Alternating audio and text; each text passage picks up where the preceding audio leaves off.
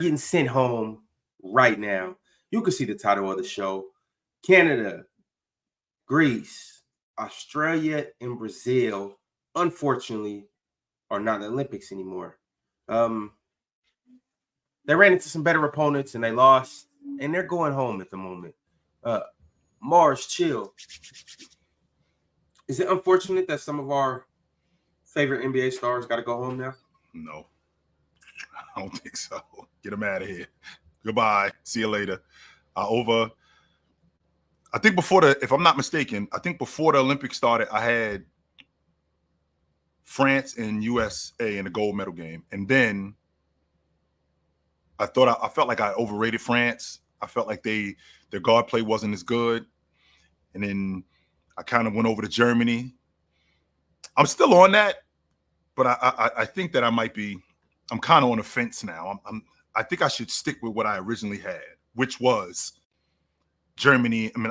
Which was France and USA that's what I originally had, and I think that I should stay with that. But to your point, Ron, no. Now, what I will say, Mars, is what bothers me the most about what bothers me the most about the Olympics is these people who I don't think that they know basketball, because they equate the Olympics to the NBA. And if you're not very good in the Olympics, you're not a very good basketball player. When in reality, it's a different system. It's evident that if you're in a different system, if you're with a different coach, it could completely screw your game up. It could make you look different. Jamal Murray looks like a completely different player in the Olympics than he does in the regular season. Way different. Josh Giddey looks like a way different player with Team Australia than he did in Oklahoma City. Way different. So the thing that I'm having a problem with is how people view these guys that play in the Olympics and how it translates over to the NBA game. It drives me nuts. I mean, we did similar things for Brandon Ingram last year in FIBA. I remember when he wasn't playing well. Yes, we did. And it was, should we be concerned about Brandon Ingram and blah, blah, blah. I mean, I guess in hindsight, I mean, he didn't have the best of years, mainly because of injuries. But, I mean, we've done similar things. But I'm upset that there's no more Houston Rockets in the Olympics. That's upset. But I got my eyes set towards the Fresno program where Jalen Green will be hooping, so I'm good. But in terms of the games I actually watched, the Serbia game and parts of the US game, but they ended up being up by 600, so I stopped watching. I'm surprised by France because I thought Canada was going to beat them, but they did good. Shout out to Gershon Yabusele. Shout out to him, having a good game. But now it's like, let's just get to Germany versus USA. Like, there's not much suspense. It's waiting for Germany versus USA. We know what's going to happen. There hasn't been any headlines for Team USA in terms of negativity. There hasn't been any headlines. I mean, so that means they must be doing something right. No one's been clowning Embiid, so that means he must be playing well. Right. And no one's decided to just start hating on Jason Tatum, which means he must not be doing anything crazy. Right. So everything's good in the Olympics right now. Everything's good. It's just smooth sailing to the gold medal game. And then the USA will win by a close 17. And then we'll look forward to the preseason or something. Right. I don't know. That's really what we're just waiting for. That's what we're just waiting for the gold medal. Right. Whenever that is. This week, I think. Well, hold on, Mars. Because I do have an issue. Uh-oh. Okay. Of course. I have found a quarrel with the whole Olympics thing that's going on right now. And it doesn't have anything to do with the fact that KD is Captain America and he's coming off the bench. It has nothing to do with the fact that Jason Tatum isn't playing the minutes that he should be playing. It has nothing to do with the fact that Joel Embiid is underperforming. It has nothing to do with the fact that one of the best point guards in the NBA isn't getting any minutes. It has nothing to do with the fact that Team USA is smooth sailing. I don't want to ruffle any feathers over there. I want everything to be as easygoing as possible for Team USA. It has everything to do with the other side of the bracket. The fact that you guys keep acting like this German team is the second coming. Now, I know they got gold last year, but I said this yesterday when you guys all had them just run into the championship like it's nothing, and the Ox got them somehow miraculously pulling the Space Jam and taking the USA's powers and beating Team USA, the Monstars. I don't know how he can even. Yeah, but fathom Ox was let trying to that be come out of different. his mouth. Ox was trying to be Right, he's a different. contrarian. But Ron, Yeah, why he's- can't You we? guys too. Why can't we look at a team, How we trying to be different? the defending FIBA champion, showing that it's not a fluke, that they're in the semifinals to get to the gold medal game, showing that what they did in FIBA is not a fluke, and get into the semifinals. I don't think that they're going to beat Team USA if they end up in the finals. I don't think that they're going to beat Team USA, but I do think that they could give them a run, and I do think the Team USA will pull away later. Remember, Ron, Spain. I always reference the Spanish team. Always reference them. That Spanish team in 2008 that was in a dogfight in the gold medal game. I don't know if you remember this, Ron, but I believe it was like a week before that in the exhibitions. USA beat Spain by like 50, smoked them, completely destroyed them, played them in the gold medal game. It's a dogfight. Well, here we are. They played them in the exhibition and they were in a dogfight. Does that mean that they're going to smoke them? Maybe, maybe not. But I do think that they could give them a challenge because, like I just talked about, Ron, the Olympics, the international game is way different than the NBA game. Guys like Theis, both Wagner brothers, they look way different. Dennis Schroeder looks way different in the Olympics. He looks way different in FIBA than he does in the NBA game because the system is different. The action is different. The coaching is different. Daniel Theis. I know it sounds ridiculous from a personnel standpoint. Yeah, I know it sounds crazy, Ron. Yes. Hey, Mars. I got one for you. Jock Landale. Okay, that was unnecessary. Was that necessary, Mars? Was that necessary? Yeah, that was crazy All right, unnecessary. but hold on. That was crazy unnecessary. Chill.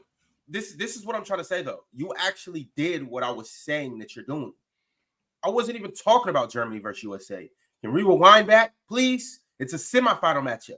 I remember yesterday, you guys had Spain.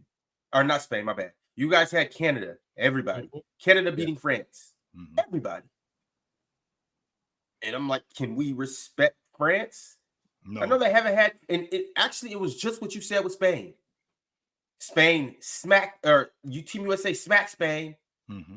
Fast forward a couple more days, Spain makes it a dogfight. Remember, Germany just beat France. Or not Germany, I know they lost to Serbia too. Get out, Ron. Get out. Australia? France just beat them. Or Canada just beat France. There you go. Okay. Turn back around. Now France put the beats on them, on Canada. Okay. So what I'm saying is, I don't know why we think that Germany's just gonna walk past France. I don't know why we think that Germany's just somehow gonna miraculously just France isn't gonna make it a game. Well, Like, Ron, Germany just got cheat codes. You seen how Yabusele looked. We know who Wemby is. right? Rudy Gobert. Let me ask you this question, Ron. Rudy Gobert? All right, so let me ask you this question, Ron. With the level of talent, don't start, Mars. I didn't say anything. with the teams that's matched up today, who are closer?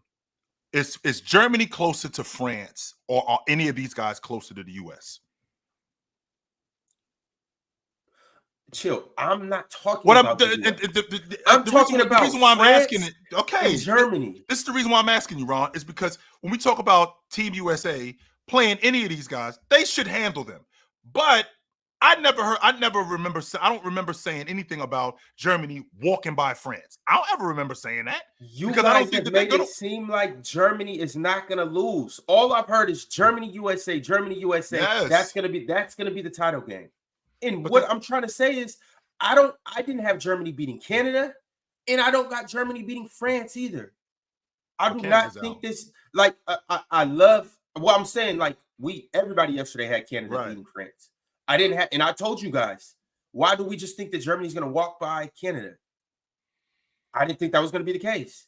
Well, and I'm saying the same thing with France. I don't think Germany's just going to walk by France. I know they probably have the best chemistry out of every team here. They probably do. I'd like to think that matters, Ron. It does. I'd like to think that matters. And the fact that they're the defending FIBA champs, which they coming into the tournament with a ridiculous amount of confidence. And last I checked, with the exception of the U.S., have they lost? They haven't lost a game. They only lost to U.S.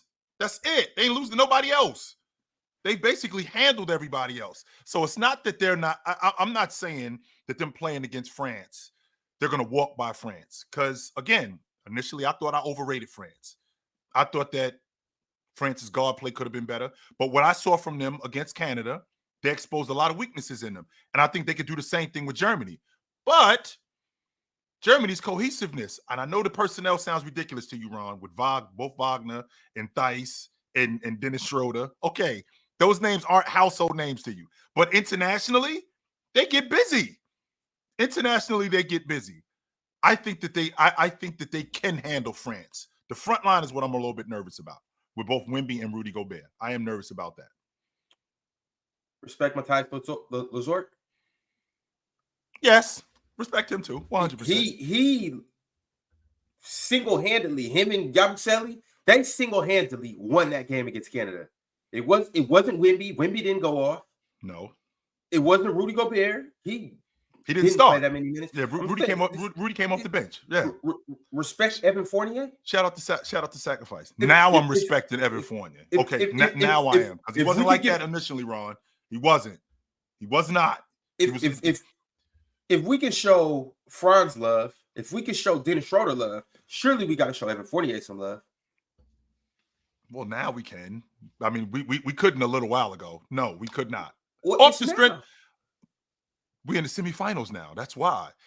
And on top of that, again, this German team is showing that what they did in the FIBA World Championships last year wasn't a fluke. What we did last summer was not a fluke. So we definitely down to get it on with you guys. I'm real interested to see how they. When is that game? Is that game tomorrow or? Yeah, it is tomorrow. Okay. Let me see the time. So I know the gold medal game is on Saturday. I know that. Yeah. So France and Germany will be tomorrow at 11:30 Eastern time, and then right after that, you will have USA versus Serbia at 3 Eastern time. Okay. It should be a good game, yo. It really should. It should be a damn good game. So. I'm not. I don't want to make it sound like, Ron, that I'm disrespecting France. I just feel like I overrated them, and they exposed Canada for who Canada is. They were small. They got roughed up in the paint, and France's guard play was a lot better than what I thought it was going to be. All right, we shall see. We shall see. But those are the two games tomorrow. Mm-hmm. It seems like everybody has Germany. Other than me, I can't wait to hear how Ox feels about this game. But let's talk about Serbia, USA. What are we looking out for in this game? Let me ask you a question. Are we now seeing the reverse Joker getting served by James and Anthony Davis? Because they own them in the NBA. So now to beat them 3 times in a row in the Olympics, does this validate them? Just for that, I got Serbia winning. I'm standing with Serbia. I'm now Marzovic. So yeah. Marzovic is crazy. Yeah, we standing with Serbia now. Jokic got their number. He's beat Devin Booker and Kevin Durant in the playoffs. He's beat Anthony Edwards in the playoffs. He's beat LeBron and AD in the playoffs. Right. Who else is on Team USA? So you guys. He's beat Steph Curry in the playoffs. Yeah. Did the Warriors bounce? Did the Warriors 2022? They did in the first round. No, he lost to them. He lost to them in the first round. Forget that. That's not true at all. Hey, Marzovic lying, just to push agendas. Okay, maybe that's it. All right, cool. But yeah, that's enough players. That's like 6 players he beat. So yeah, we got. So this is all get back. This is all get back for both James and for both James and AD, because you own us in the regular season. Now, Serbia, as we all know, if I'm not mistaken, Mars, when they played Australia, I think that Joker, when he was on the floor, he was 30-3 when he was on the floor. When he was off the floor, I think they were like a plus, I think when he was off the floor, they were like a minus 26 when he was off the floor. So it's obvious that he's going to have to play way more than not. That's first of all. Number 2, Joker has shown that when he gets jumped, that he's not as effective. So Bam is going to play more. Anthony Davis is going to play more.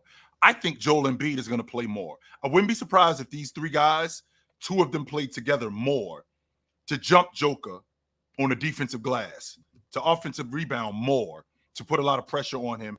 And not only to put a lot of pressure on him, to put a lot of pressure on them to rebound more, which is going to slow down, one, their transition game, which could also affect their shooting. It could very well do that. Now, you got a guy like Anthony Edwards coming off the bench. Serbia doesn't have anybody like that. Nobody. And Anthony Edwards has looked fantastic coming off the bench. His confidence has been immense. I won't argue that at all. The difference is going to be them roughing up Joker. Anthony Davis, Bam, and Joel Embiid. That's going to be the difference in this game. I can appreciate Bojan. I can definitely appreciate him as a shooter, but I think that you got guys that can, one, match him, and I also think that you got guys who can slow him down on the perimeter. I don't think that that's going to be that big of an issue. The issue is going to be what Joker does offensively. If you could slow him down and continuously put a body on him and wear him down, I think that you guys got a good shot in winning tomorrow. They're obviously going to win. Yeah. Now, they could do none of what you just said. They'll still win. So, yeah, who's going to play USA in the gold medal game? That's the question. I'm looking forward to the Serbia-France bronze medal game. That's going to be interesting. France and Serbia in the gold in the bronze game. In the bronze medal game. That's going to be an interesting game. So I'm looking forward to that. But just for the Serbia, I'm looking forward to Jokic versus Embiid. That's always a good thing. This is the closest you're going to get to an Embiid versus Jokic, where Embiid's on the road. This is the closest you're going to get to it, so we'll take it. Technically, Embiid's at home. If you ask something, they be booing him like it's a road game. So I mean, he said he gets booed in Philadelphia too. So hostile atmosphere, man. That's the closest we get into a road game for Embiid against Jokic. So I'm looking forward to that. But yeah, that Serbia-France game is really what I'm looking forward to. The bronze medal game, Jokic versus Wemby. Their matchups in the regular season were good. So yeah, I'm looking forward to that. Didn't Serbia beat them? Didn't Serbia beat France earlier? Yeah, I think they beat them in the preliminaries. Yeah, I believe you. I can't remember, but I believe you. Yeah. In fact, not only did Serbia beat France, because just so you know, France didn't win a game in the preliminaries. I think they were 0-5. Yeah, I think they were 0-5, and Joker dominated both Rudy and Wemby. Served them. Oh yeah, I do remember that game, but he ended up fouling out. He did end up fouling out, but they did beat them though. So that should be a good matchup. That should be a damn good matchup. So I still, when I watched this Team USA, the thing that I'm thinking about the most is I'm thinking about these guys and their games translating more to the NBA. I already knew how good Devin Booker was as a stop and pop guy. I did. It just looks different when he's playing with better talent. It just does. I don't know if it's me, Mars. I don't know if it's me, Ron. It just looks. It's kind of like a good look. It's kind of like a chick that's like a 6, but she looks so much better when she's running with a 9. She's running with a better looking dude. It's kind of like that's what's going on with Devin Booker. The shots look cleaner. His confidence just looks a lot better. No doubt about that. He just looks way different when he's playing with better talent. Not that when I saw him in Phoenix that I didn't think he was good. I definitely thought he was good. It's just that when he's running with these guys, he just looks much better. He looks like the best shooting guard in the league. I agree. I mean, you can definitely make that argument. I'm sure that. Yeah, I know your best shooting guard in the league ain't make Team USA, but no, he did not, which is interesting. That Devin Booker's game travels to me. I think Devin Booker is one of the players you could drop him anywhere on God's green earth, on any court in the world. That one dribble pull up, it looks the same. Yeah. That 3 ball still cash. He's still gonna get to his spots. He's still gonna play composed, and ain't nobody gonna stop him from being able to get a bucket. I don't think Devin Booker changes too much.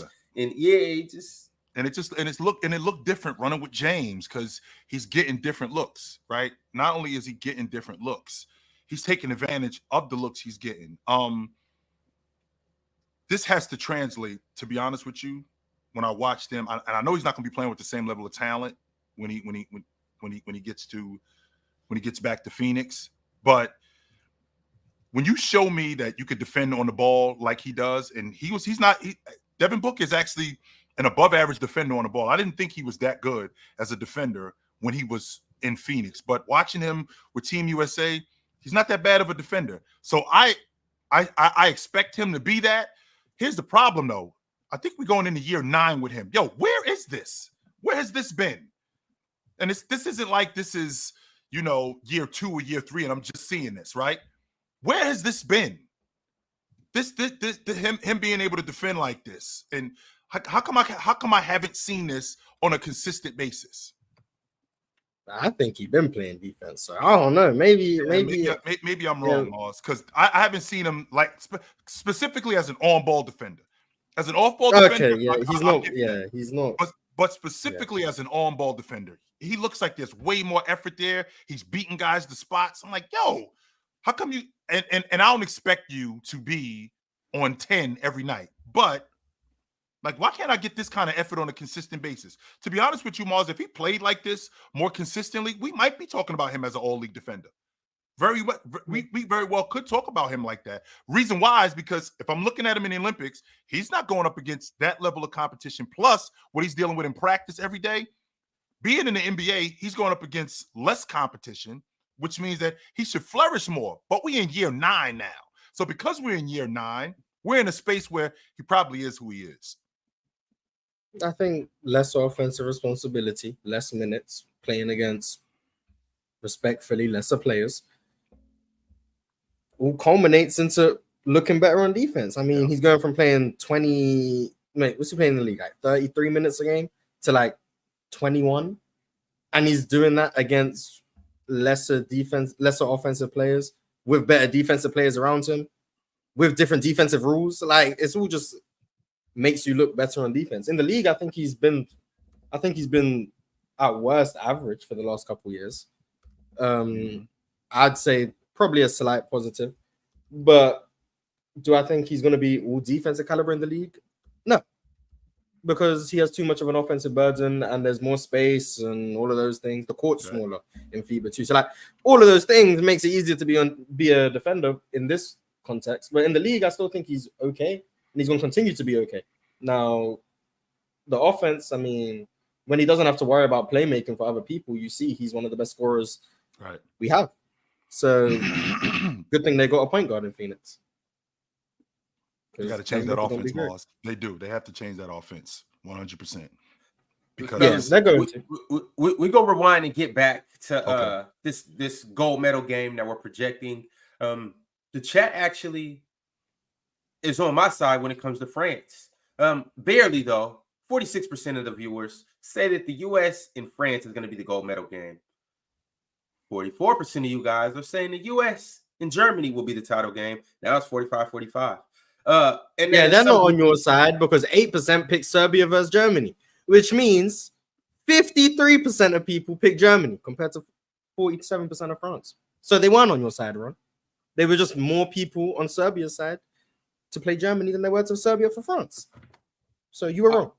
They were on our side. Don't lie. Don't lie to the people, right? Don't do that.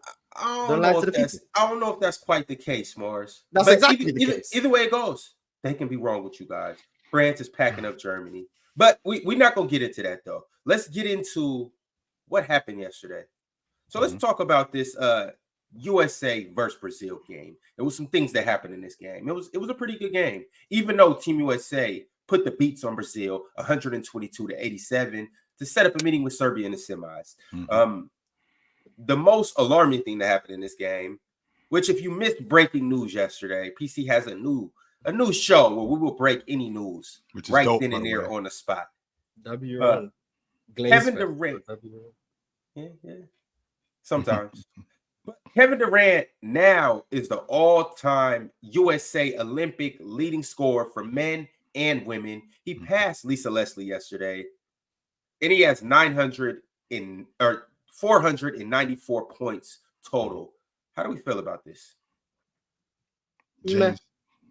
Meh. I think it's dope. You do know that this record will never be broke. Yeah, I think it's dope. That's wonderful. I do. When he breaks the actual record for most points, period, in the Olympics, I'll be moved. Why does this not move you? Meh.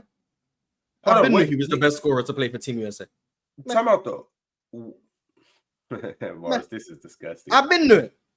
I didn't even know this record was a thing. 100% is a thing, Mars. But you also know he's a better scorer than everybody else that's on the list ahead of him, right? I didn't know there was a list. Yes. It was him. So, it's man, him, Lisa I'm telling you, Leslie, like, No, that was this is a a record. Carmelo You Anthony. broke the news to me. The little PC breaking you did yesterday.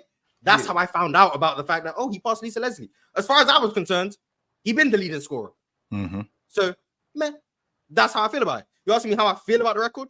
Man, because as far as I was concerned, he had the record. He been the best scorer. So, man, when he passed Oscar Schmidt, then I'm gonna be moved. But he's not going to. So, I don't think so. No. Yeah, Oscar Schmidt played for a long ass time. But yeah, he passed Lisa Leslie, Diana Taurasi, Carmelo Anthony, and James. Those are the people that's on the list. James is gonna pass Carmelo Anthony by the time this is over. I think he's like 8 points behind Carmelo Anthony. We don't know. He might not. Yeah. We don't know. I mean, he's like 8 points behind him, so he's gonna pass him. But So how many points KD got?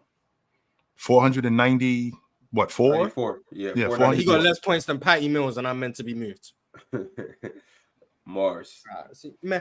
Mars, that's nasty. No, That shout out to KD. He the best Team USA player that I was saying before he had the record is now the all-time leading scorer for Team USA. Yeah. Okay. Ben said he was the best before the record. When he passed Patty Mills, maybe I'll say more than meh. But Mars, Patty Mills, one, hasn't played with the level of talent that KD has played with. That's number one. And he hasn't done it in less time. So it's not like KD is playing 30, 25, 30 minutes every night. No, he's not. That's not going on with him. He's on bomb squads. When he passed Louis Scola, I'll be moved. Right. Until then. And again, Louis Scola, also another guy who's not playing with the level of talent that KD is playing Pau with. Gasol, I'll be moved. Spain, also another that team. Spain team you is just praising? Now Yes, it's all they're not that good? No, I didn't say that they weren't that good, but we're also talking about a Spanish team that, just like with KD, I think they might have been together a little bit longer. I do think I'm just not moved. You asked me how the question was how I feel about the record. I don't care. I think it's dope. 290 points. I mean, shout out to KD. He scored nearly 500 points in the Olympics. Yeah, that's great. Oscar Schmidt scored over 1,000. Playing for a long time. I won't argue that. Sure, yeah, but Mars. Now remember now, right? We're talking about Kevin Durant, who played less time. Not only did he play less time, he basically he wasn't on the was he on the team in 08? No, he wasn't. No, he was 12, 16, 21. He's played in 4 Olympics. He's gone to the finals every single time. So he's playing more games than guys who aren't going to the finals. So let's factor that in too. But he's playing less minutes though than those guys that you talked about too, though. So we can't argue that. So those are we going to look at points per minute in the Olympics? Is that what we're going to do? I don't think we're going to do that, but we also got to look at the talent level. Okay, Spain, sure, I understand him playing with Spain. I mean, I understand the Spain logic, but the fact that he's playing with the talent that he's playing with, because I am praising Spain, 100% I'm praising Spain. Spain doesn't have the talent that Team USA has. And for Kevin Durant to get busy in the limited amount of time that he's done, I think that, especially with Team USA, Miles, we're talking about a team that has won the gold medal, has lost the gold medal twice in 40 years. Mm-hmm. Twice in 40 years, they lost the gold medal. For him to be the all-time leading scorer in Team USA history, that's a big deal, man. Hell yeah, that's a big deal. Yeah, to you. Like, I'm not. If you think it matters to you, that's fine. I do think it does matter. Yes, I do, Mark. For me, it's like, yes, that's like becoming the all-time franchise. It's like when Brook Lopez is the Nets all-time leading scorer. It's like, I guess I'd rather be the NBA all-time leading scorer than a franchise leading scorer. The Olympic all-time leading scorer is more impressive. That's the level. A national team leading scorer, in my opinion. So, man, right. And like once again, my personal opinion to the record is I didn't know he didn't already have it. So It doesn't, like, nothing has changed for my opinion of Kevin Durant, because as far as I was concerned, he already was Team USA's all-time leading scorer. So it didn't change anything for me. So it doesn't really matter to me. That's how I'm viewing it. It's like, I knew it was Carmelo Anthony. I had known that. Yeah, but you guys are Americans, so I can understand being more in tune with American records.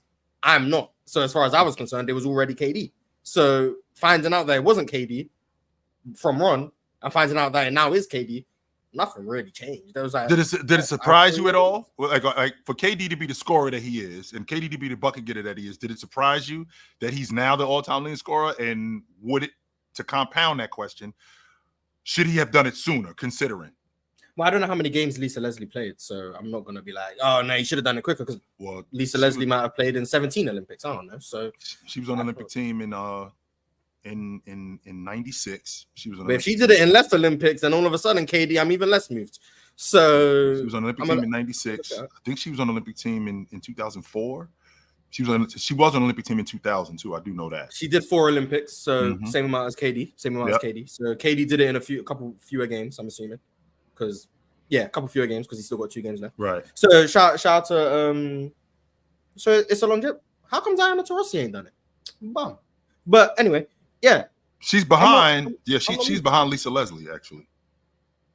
She should lock in. This is her 19th Olympics. Yeah. She should be in first. 19. If we talking about longevity, like you gonna break the all-time. How many points she been averaging in Olympics? That's why she averaging 6 points. Yeah. She's at 414. How much was Lisa Leslie at? 488. Oh, she cooked. Ah, damn. Okay, whatever. But yeah, I'm not moved. If you catch Oscar Schmidt, if he scores 500 and some points in the last 2 games, he's not catching Oscar Schmidt. Nobody's it's catching just Oscar not Schmidt. like, come on. But at the same time, Morris, I'm about to do this because Morris, you're being nasty right now. You know you're being nasty. You asked how I felt about the record. I don't care. I don't care about the record, Ron. I don't care. He's Team USA's all-time Olympic scorer. Great. I don't care. Shout out to him though. I know he cared. He put a little tweet out saying like people are gonna come after me and like records are meant to be broken. Blah, blah. Good for you, KD, man. Shout out to you for breaking the record. It is pretty. It is a big deal. Even if it might not be a big deal to you, Mars, but in the US, it's a big deal. For sure. Like, I'm not gonna be like, why do you care? It's a national record. I understand Americans caring, but being mad at me, a non-American, for not caring about an American record, are you stupid?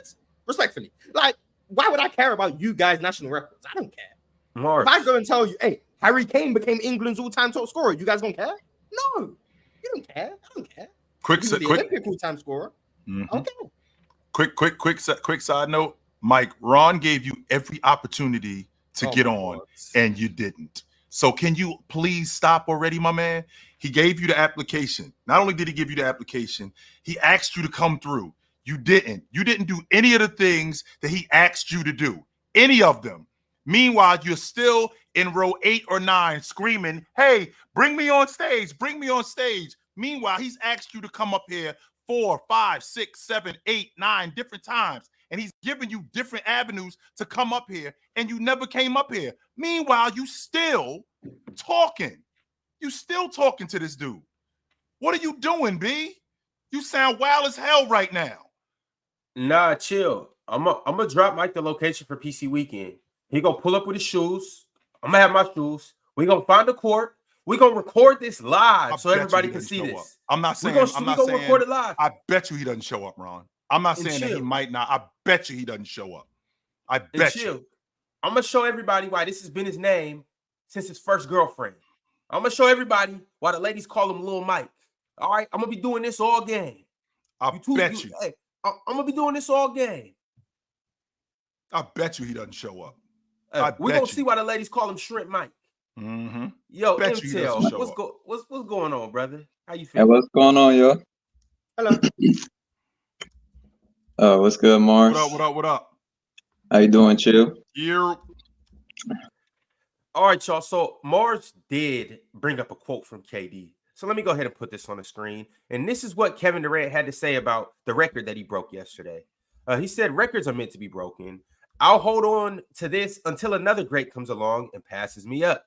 Lisa Leslie, you are the gold standard in basketball. I appreciate your love and support throughout the years. Much love to you always. It's all about the goal, baby. Let's get it, fellas. Mm-hmm. Did y'all already talk about what Devin Booker said?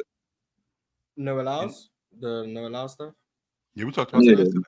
Mm-hmm. Yeah, but you can give your opinion on it because you what's going on? What's on your mind? Okay, so I heard him talk about what was the exact comments he said? Where he was like all of the best players. Yeah. Mm-hmm.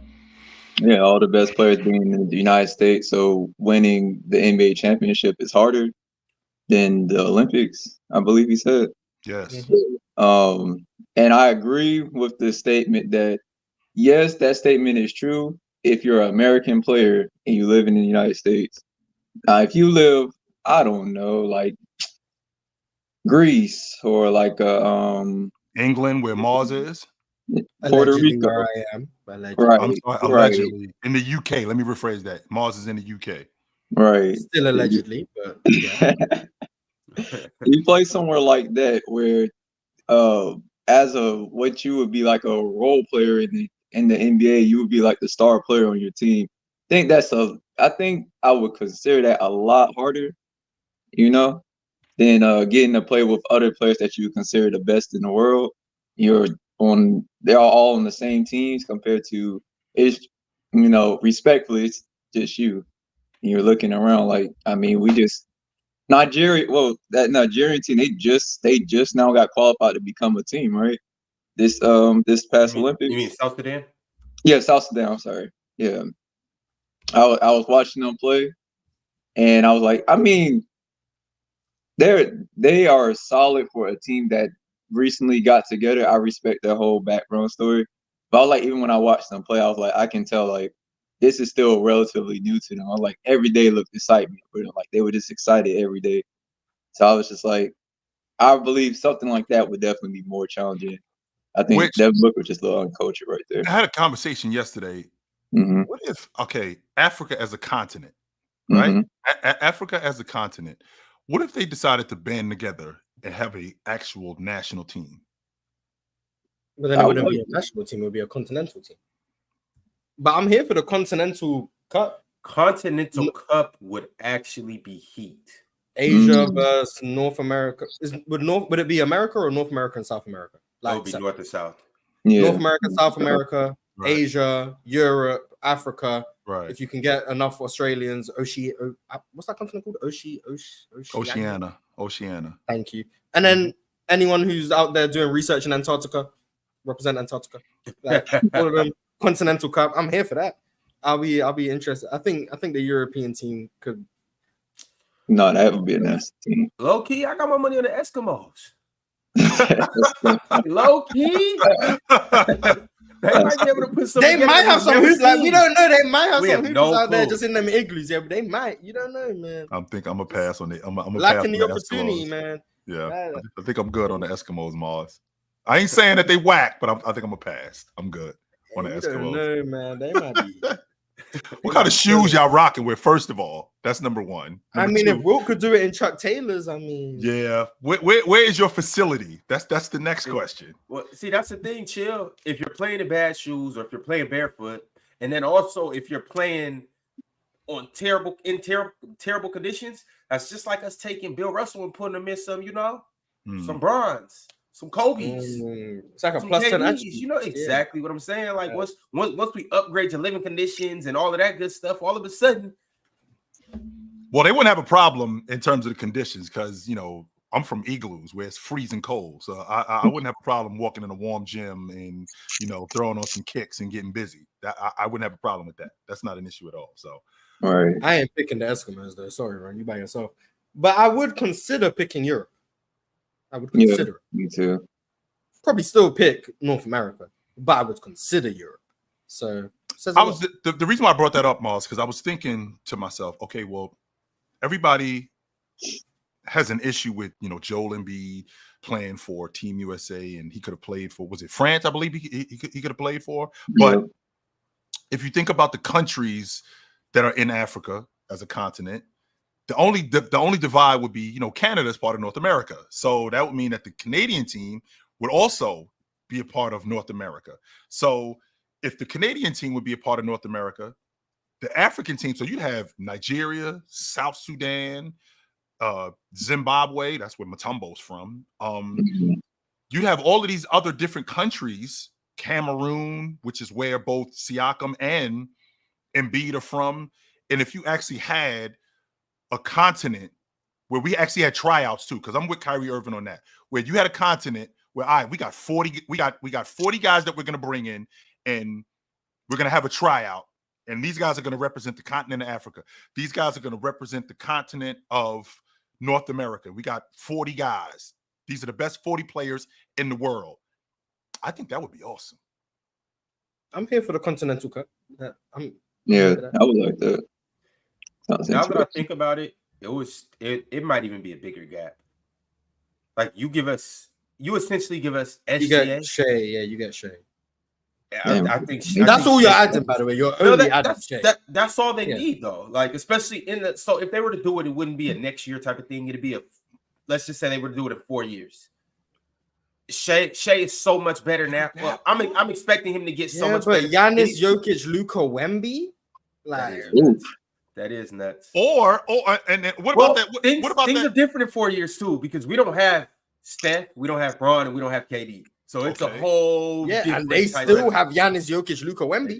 They do. All right. And what about and they got some French. The French kids are coming up. There's like Franz will still be around. Like And Ron, what about I'll be on the draft boards in 4 years. Like you will not. You definitely are a free agent. 100% you are. You are not. You will definitely be available, and everybody's passing on you. But with that being said, Ron, you saw that South Sudan team. Okay, so with that South Sudan team, take, I don't know, let's take the kid Kareek. Is it Kareek Jones? Is that his name? Khalid Jones. Khalid. Take Khalid Jones, the kid that's going to Duke. Add Siakam. Add Joel Embiid. Who else? OG. Add OG Anunoby. So Joel just not representing Team USA no more. No, he's African. He's from Cameroon. He is African. I'm sick of this with Joel Embiid. He is African. He is not on Team USA. No, he's from Cameroon. Replace Joel Embiid on Team USA with Domantas Sabonis. No, we're not doing that. No, do y'all feel like Joel's reasonings for joining Team USA was legit, or do you think he just came up with something like just about I just want to play with a super team? I don't know why he didn't. I don't, to be honest. It was something to do with his son, right? His son was born and raised, and he's lived in. Him playing for USA makes more sense than France. I'll say that. Yeah. I didn't even know the France thing was a thing, Miles. To be honest with you, I didn't either. I didn't even know it was a thing. France booing him is interesting because he never lived in France, to my knowledge. But what is that even about? Like, where does that come from? Where's the France thing even come from? His people? Did they move to France or what? I'm not going to speak on what I don't know, so I couldn't tell you the answer.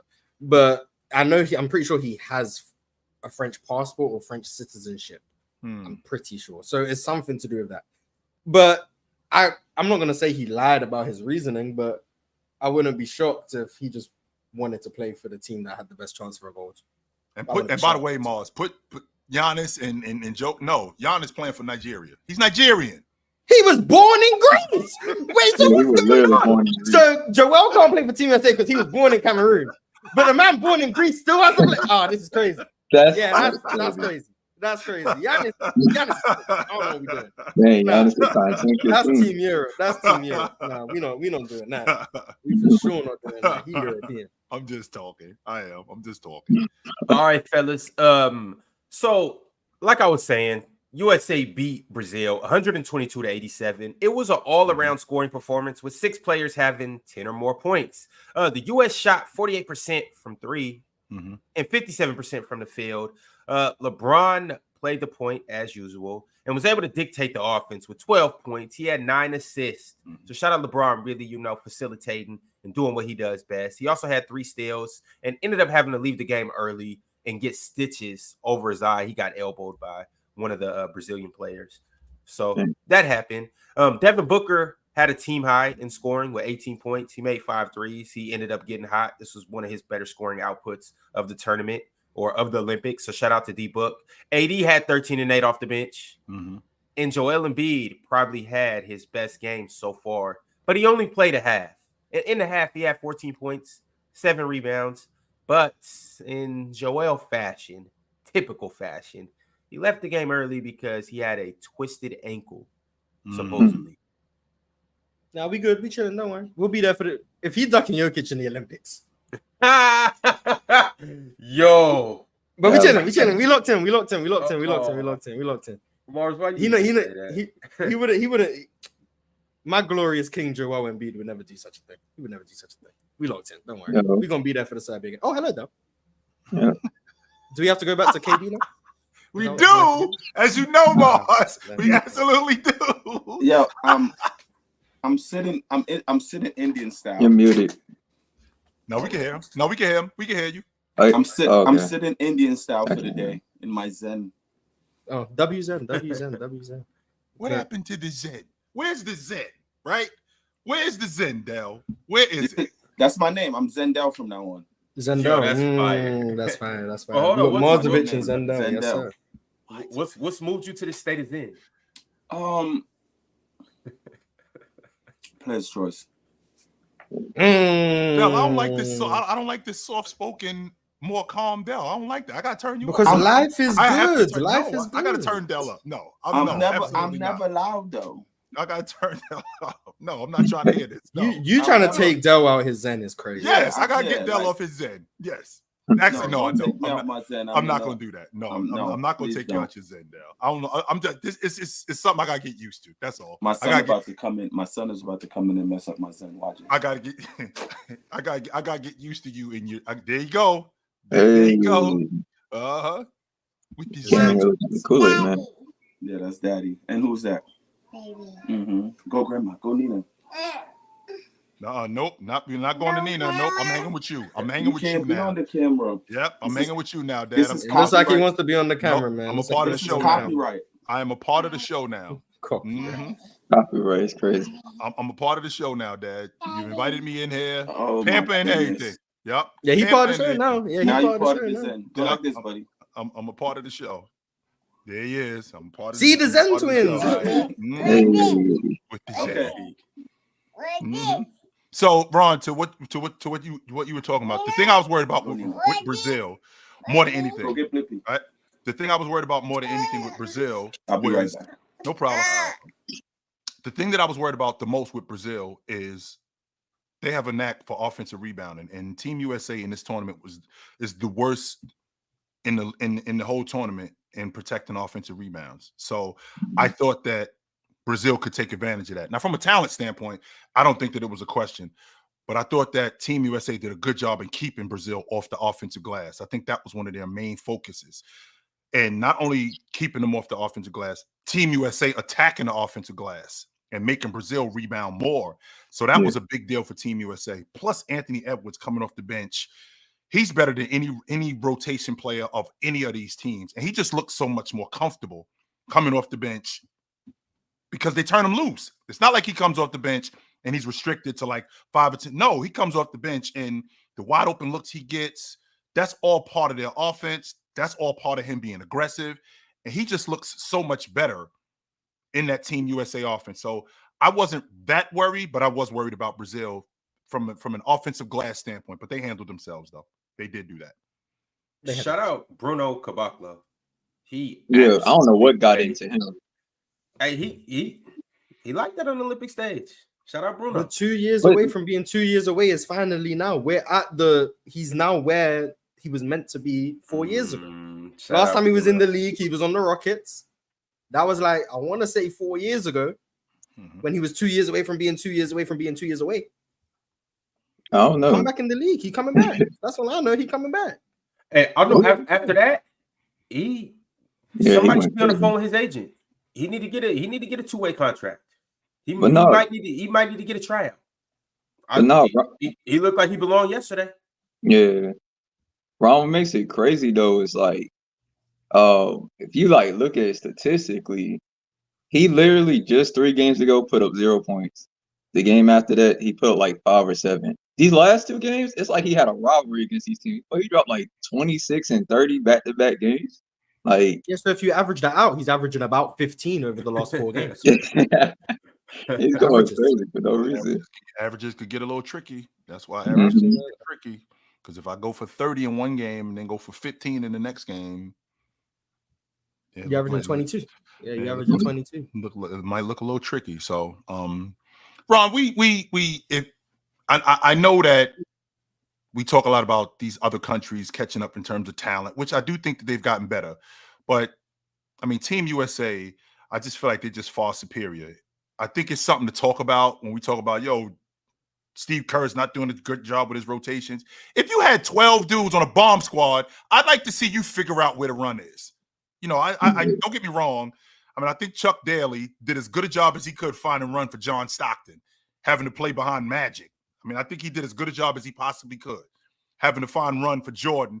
I'm not Jordan. I'm sorry. Having to find run for Drex playing behind Jordan. I mean, trying to find run for Chris Mullin, where he's got to play behind Scottie Pippen and Jordan and Dretz. I thought he did as good a job as he possibly could trying to find run for these dudes. But ultimately, Steve Kerr can't really screw this up with the talent that he has. Also, with the assistant coaches that he has, with Spo and with Ty Lue, he can't screw this up. He just can't. It's like having a mountain of money. The people that's around the money won't let you screw the money up. No, they won't. I also want to shout out Anthony Edwards as well. Coming off the bench, he had another stellar performance with 17 points. Is there anything else in this game that stood out to you guys? How many points KD have? He had 11. And I'm Stop, Mars. And I'm meant to care about the record. Here we go. It's not even like you went crazy. He had 11. Okay. How many minutes did he play, Mars? I don't know. I started watching in like the first. I don't think he played 20 minutes in that game, to be honest with you. He probably didn't. You were up 600. I don't think he played 20 minutes. So I watched enough to see Joel make a 3 and then Bruno Caboclo blocked one of his mid-range jumpers. That's about as far as I remember watching. Joel made a couple threes. I think he went 3 for 3 from 3 and 5 for 6 from the field. So shout out Joel. In the first half, he really looked like Joel Embiid. This is the best, or this is the most Embiid-like that I've seen him look. He because he got injured. You're saying that? That's crazy. Well, that adds on to it as well. That's crazy. Him missing the whole second half. That was an Embiid performance all around. But shout out to Embiid, he looked good. Shout out to LeBron, looked very good. Devin Booker and Anthony Edwards. I was saying that this is the best that I've seen him play so far and look on the stage. Yes, Dale, they looked at Zen. They looked at peace. Everybody was one. But Dale, Mars, spoke you about don't care about the record? No. Because of what? Because he's not American. Mars is it's a national record for not my national team. The all-time Olympic record is 1,000 points. I don't care about 500 points. It just doesn't mean much to me. So, shout out to KD. Congratulations. But how much is the all-time record that he broke? 1,000. Oh, 409 something. I think 494 points. Yeah. 494. Yes.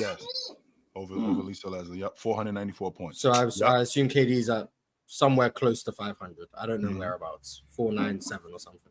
But yeah, doesn't. Would you care for the record if it was done like by a European? No, for their national team, no. If Jokic becomes Serbia's all-time Olympic scorer, I wouldn't care. Oh. If he became the all-time Olympic scorer, I would care, no matter what country. If someone breaks Oscar Schmidt's record, I would care. That's an Olympic record.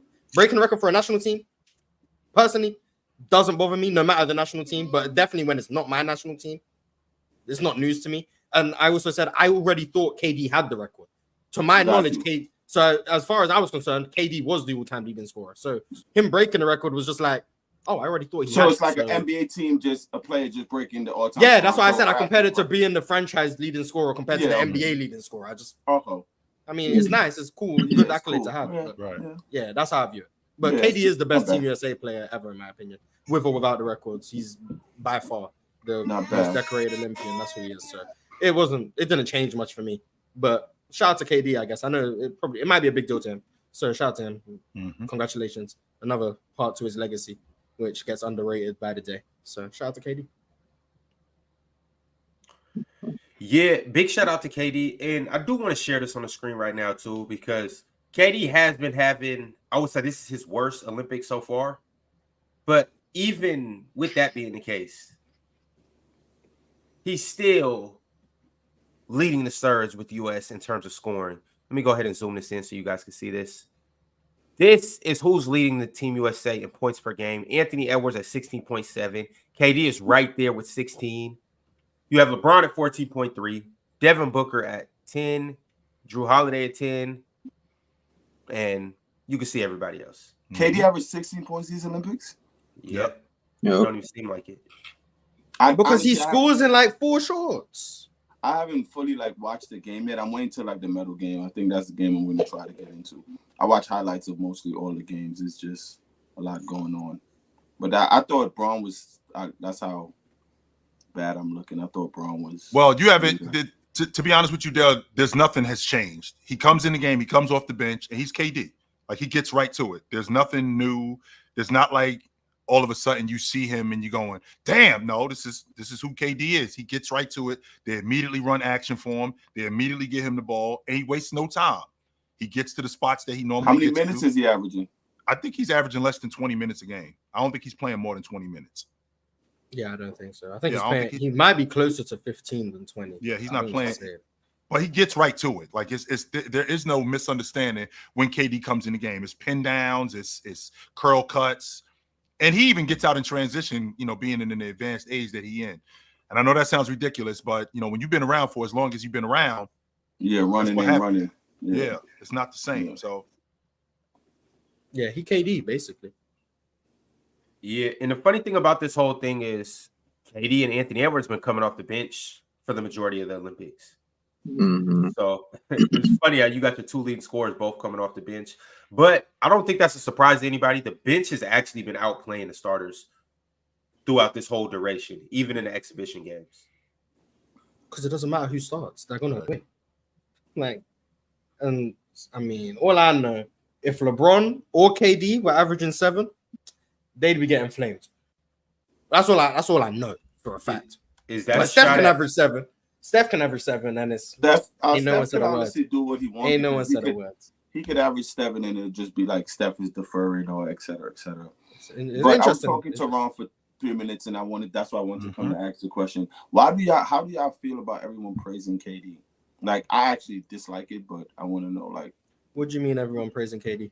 like now he's this. Even the media, like, KD's this person. He's him. He's this. He's that. He's all of these things. I haven't seen a negative word about him since he came back. So your it's, logic. it's fake love. It's fake I love. was about to say, Dale. So your logic is this love that KD getting, like he should have always been getting this. Like what? Don't switch up on me now. I mean, KD been KD. Don't act Well, like my logic for the reason is because, like you said, his game for the most part doesn't change. I said this to Ron yesterday. Like he's on a team he's on another quote unquote super team, and he's being praised. But on the Warriors, he doesn't get the praise, and that was the super team as well. What's the difference? This team is way better than that Warriors team. It's for the country, so people want the NBA is different. Because he's on a way superior team in an easier league, but he's still getting the praise playing against European. But in the NBA with a Warriors team against, right. Dale, that's different though. This is us against the world. Yeah, people not- come I don't together. give a damn. People Yeah, come. this is People not come the together. world. People come together The more for the world- Olympics. so Yes, they do. so you're a fan of us fighting against each other, but against like what? I'm confused. Oh no, it can be hypocritical, but Oh, yeah. okay. yeah, Well, wait a minute, Dale. In the NBA, that's the idea. The idea is the competition against the world.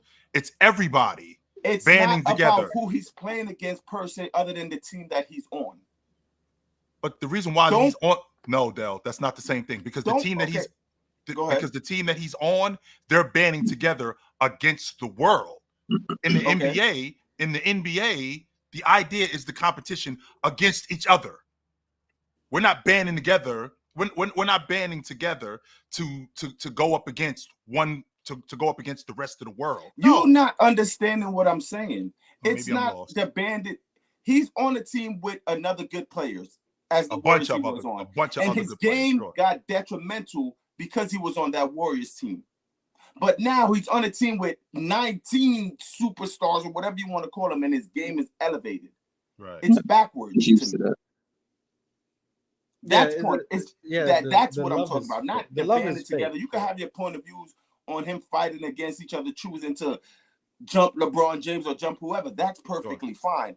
My point is when they view his game on the Warriors, it's because Steph is in the corner, Clay's in this corner, that. That's what they're doing to nitpick his game. Right. But now it's he go and get buckets. Steph is still in that corner. Now you got Devin Booker, you got Anthony Edwards, you got LeBron James in that corner. Why are you not nitpicking now?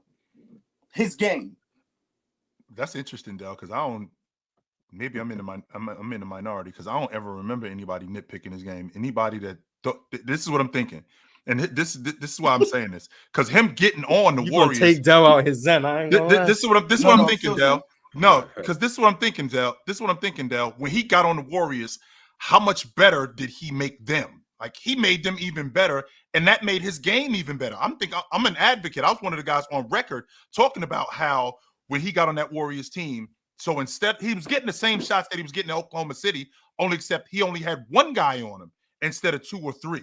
Can I ask you a question? So you've never heard no one said it was easier for Kevin Durant and made that a negative, that it was easier for him to score? Like, it wasn't a narrative that came out in the NBA Finals. Oh, we're just focused on Steph. That's why Kevin Durant was able to cook. You never heard that? I did. Okay, did so that, and I my thought that was point silly. I did. That, I thought yes, that was silly. my point is, why right now? Why is he being praised for being the scorer that he always is on a team, on a better team than compared to then? That's all I'm saying. That's not about him choosing to war. None of that. Just his aspect of how people view his game. That's all I'm talking about. Right. Nothing else. And that's like hypocritical. It's just like, what are y'all talking about? This is the same thing he always does, but on a team again aligned with the Warriors. It's nitpick because Steph is in the corner. He had to join a super team to be the guy or do all that stuff. But on the Olympic team, of course, it's Toomey and say it's still loaded. But his game is, look at how KD scored. Look how easy it is. Look at this, that. Stop. It doesn't make sense. Kundrell just sent through a super chat, and he said, simply, because KD's supposed to be on Team USA. So he wasn't supposed to be on the Warriors. That's what he's saying. I mean, you're not supposed to be anywhere in the NBA. Yeah, I didn't know you were either. Same way as saying these guys are supposed to be somewhere. Yeah, They don't. Yeah, it's not understood to me. It never will be. But that was always nasty, though, nitpicking KD's game with the Warriors. Like, nitpicking the move, yes. Nitpicking the team, yes. Nitpicking the game, no, that's whack. Because I can see if he didn't play with anybody else before the Warriors, but we've seen KD already lead the league in scoring multiple times. We've seen KD have scoring explosions. We've seen KD hit game winners. We've seen KD go crazy. We've seen KD's whole repertoire. So nitpicking his game was weird. That's weird because he did it before Steph. He did it after Steph. But you have to remember, too, that him getting on that Warriors team, of course his game was going to get nitpicked off the strength that now he playing with a better team. Okay. You're not getting. No, I get what you're saying. Because what you're saying is, why isn't that energy the same on this team, too? That's essentially what I'm saying. Why isn't that energy the same on this team? I don't give a damn if it's to Team USA or Team DC or to whoever.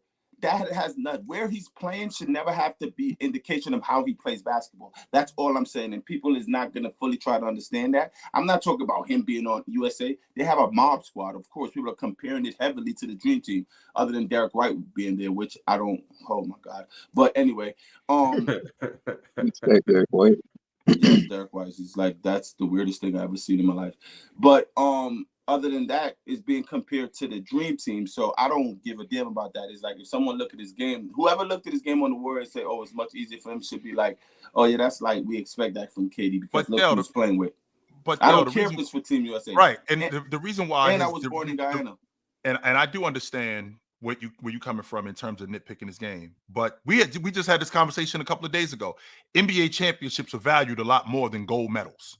And because they are valued a lot more than gold medals, when a guy like KD gets on the Golden State Warriors and now they're they're clearly every other team that they go up against is overmatched against them. So now, first of all, the move was what it was. The move was a sucker move in the majority. And then now you getting on this crew, the fact that you got on this crew and you're playing the way that you're playing with your game, which doesn't change. Of course, we're not gonna praise it because, well, this is about the NBA championship. And now you basically tipped the scale the other way. If you would have stayed on your crew or maybe even got on another crew, I don't mean Cleveland.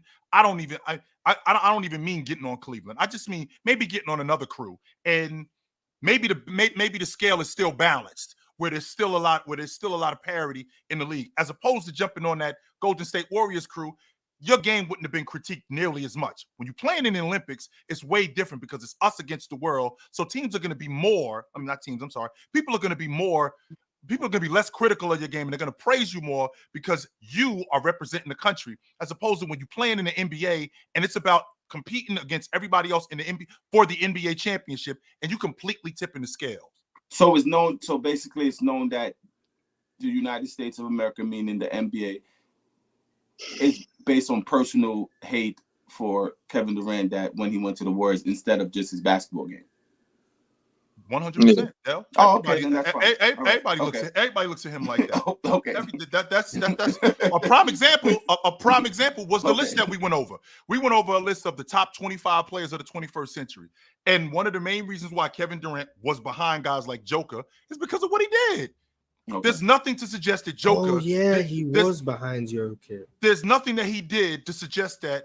There's nothing that Joker did to suggest up until this point that he is ahead of KD. Nothing. But the fact that KD jumped on that Warriors crew and he did what he did, that's a knock against him. 100% it's a knock against him. Now, I'm sure, Del, you look at KD game and you go, yo, we should talk about KD game the same no matter where he is. No, Del, not in the NBA. When you jump on a bomb squad like that, it's different than jumping on a bomb squad in the NBA and representing your country. Because in the NBA, we're talking about competing for the NBA championship amongst these guys. That's it. It's not us against the world. I just feel criticizing someone game and where they play at based on just what you look is just odd. It's just weird to me. It's just weird. But to each his own. That's why I was everybody's hitting me like, yo, all the time to look the internet going. I'm like, huh? Why? Like what?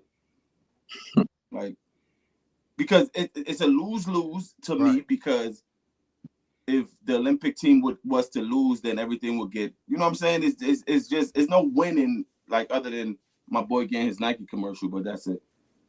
The conversation is never about basketball with KD, but that's because it can't be. Because the people who hate KD, if they make the conversation about basketball, they're either going to just have to lie the whole time, or they're going to have to realize that KD is one of the best players we ever seen. I mean, if it's strictly about basketball, you're not naming many guys who are better than KD. Depends on what your criteria is and stuff. But it's easy to say, oh, KD's not that good because, hey, he joined this team and he couldn't get it done by himself. You have to just take the conversation as far away from basketball as you can, because once you start talking about who's better, put these guys on the court. KD, Larry Bird, LeBron, Kobe, Mike, Steph, whoever you want, like, KD hangs with all of them in a basketball sense. But once you start nitpicking the legacy and the stuff he's done away from the court, like in terms of decisions he's made for his career, oh yeah, he's not Larry Bird because Larry Bird would never leave the Celtics. Like, cool. But as a basketball player, he can talk with Larry Bird. And if you think he can't, then I think you're hating. Like, he can talk with any of these guys. He can sit at the table with any of them. And I don't think NBA players would say anything different. I don't think there's NBA players who act like KD isn't one of them ones. Like, we see the pictures of Team USA. It's LeBron, KD, and Steph. They're the three poster boys of everything. Yeah. Because everyone knows it's those three. You can't question those three. So it has to be not about basketball with KD. Because the moment it becomes about basketball, you have to start lying to try and push your hate. All right, fellas, I'm going to go ahead and step in. Salute to everybody that's up here. Appreciate y'all for jumping on the panel. Salute to everybody that's in the chat. And y'all keep doing what y'all do best. Like the video, comment, subscribe, and more importantly, show some love to our Hall of Fame members. Kendall Daniels, Multi Kenny, Cobra Son of Raditz, and Dorian Clayton. And also, if you haven't got a chance to visit playerschoicemerch.com yet, y'all be sure to go through, grab you something nice, and support your favorite show. All right, y'all. Let's go ahead and move on. Dale, are you familiar with the PCL?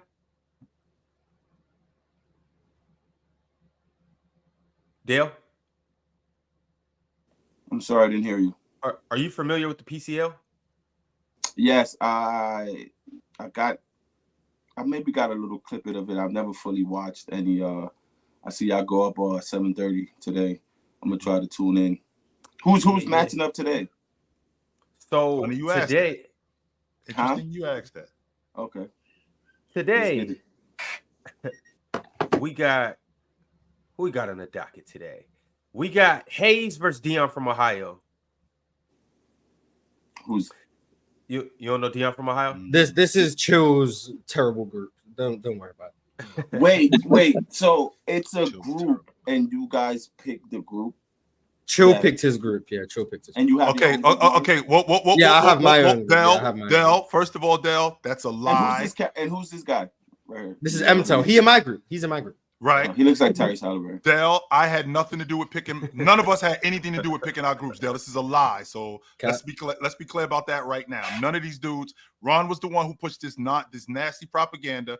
None of us had anything to do with picking our groups. But if you hear something more than once, more than twice, more than 3 times, you start thinking it's fact. I'm telling you right now, Dell, I had nothing to do with picking my group. Nothing. Nothing to do with it. So. Okay. Oh no, I think I'm gonna have to let Mars pick his group next time since I gave you the privilege to do it. No, just let me pick my top picks next time. I don't care about my group. Let me pick my top picks. I could beat anyone, but I don't care about the group. I don't care about the group. Hey, Dale, so these are the groups right here. You can see group 1 is Jack, Cody, Chill, Dion from Ohio, and Hayes. Dale, they're basically trying to say that this is a mid-major conference with Chill in there. Not mid-major. It's actually a low Division I conference according to Mars. It's not even mid-major. Like absolutely, we ain't even the West Coast Conference. We ain't even like the Mountain West with San Diego State and Utah. No, we ain't that. We like Fairfield and St. Peter's. That's the league we in. That's the league. St. Peter's won a game in the tournament, no? They didn't win 8. They had went to the Final Four. Yeah, they went to the Elite 8 that year. Yeah, I remember they went on a little run. So see, they went to the Elite 8. No one's doing that from your group, but Final Four, Joe. They did not. They went to the Elite 8. They lost to Kentucky. I mean, not Kentucky. I'm sorry. They lost to They beat Kentucky. They lost to North Carolina. They lost to the Final Four, Joe. 100%. It's only 2 teams in New Jersey in 30 years that went to the Elite 8. To the That's Seton Hall and that's St. Peter's. They lost in the Elite 8. It was the Elite 8? Yes. They didn't lose. They didn't make it to the Final Four. I think they lost to North Carolina in the Elite 8. I think North Carolina was just too much for them. Yeah, it was the Elite 8. Chill is right. Wow, I really thought Boy went to the Final Four before he left for Seton Hall. It was already done. Shaheen Holloway was alreready out of there anyway, though. Like even if they won 2 games, it was a clip. Yeah. Even after they beat Kentucky, it was over. After they beat Kentucky in the first round, he was already he. It was just a matter of time. Once he had the job, and once they lost, he kept raising his pay every week. That was it. That's all it was, Dale. Every time they won, okay, that's another 10 stacks. That's another 20 stacks. Every time he won, so that's crazy. Group 2 is Pirate, ZZ, Mars, and obviously MTEL. That's Group 2. Group 3 is OG the Beast, Elder Rufus, Casual, and Big Ox Bob. And last but not least, Group 4 is Penn, Swiper, Gifted, and John D. As of right now, we're obviously 2 weeks in. How are we feeling about the groups? Can we rank these groups 1 through 4? Group 3 first, Group 4 seconds, Group 2 thirds, Group 1 so far last. Mars has definitely underrated my group. He 100% did. He 100%. Mars treats my group like the Eastern Conference in 2005. Okay, that's how Mars. They had the Pistons and the Heat. You like the Eastern Conference in like 2002 when it was the Celtics and the Nets in the conference finals. Oh my God. That's what 2002 Eastern Conference. Yeah. Mars treats my group like we the straight Eastern Conference and we just garbage. There's only one team. It's only one team in that league. It's only one team in that conference, and it's that one team, and then everybody else is trash. That right, dude. No offense. A lot better than what you think. Hayes, you got a better bounce than what I thought. Oh no. Now go ahead. I just wanted to say something after you go. What's up? Because since I'm here now, I'm watching everything going on. Which, by the way, shout out John. I actually thought he did pretty solid versus Penn. But I just wanted to say for the people in the chat specifically that was talking about me and ZZ's matchup. For him, I heard a comment say, "Oh, ZZ doesn't know ball, and Imtel definitely don't know ball." First of all, how do you get that from only getting to see me 2 times? I have to talk about stuff. You wanted me to talk about 60 Celtics. I'm gonna be honest.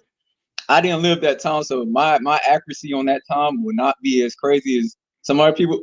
You want to hear me really go crazy about basketball topics? Ask me something about the Magic. I'm not gonna lie. I've heard a lot of Magic takes that really gets me tight sometimes, and it shows me how much people don't watch our team.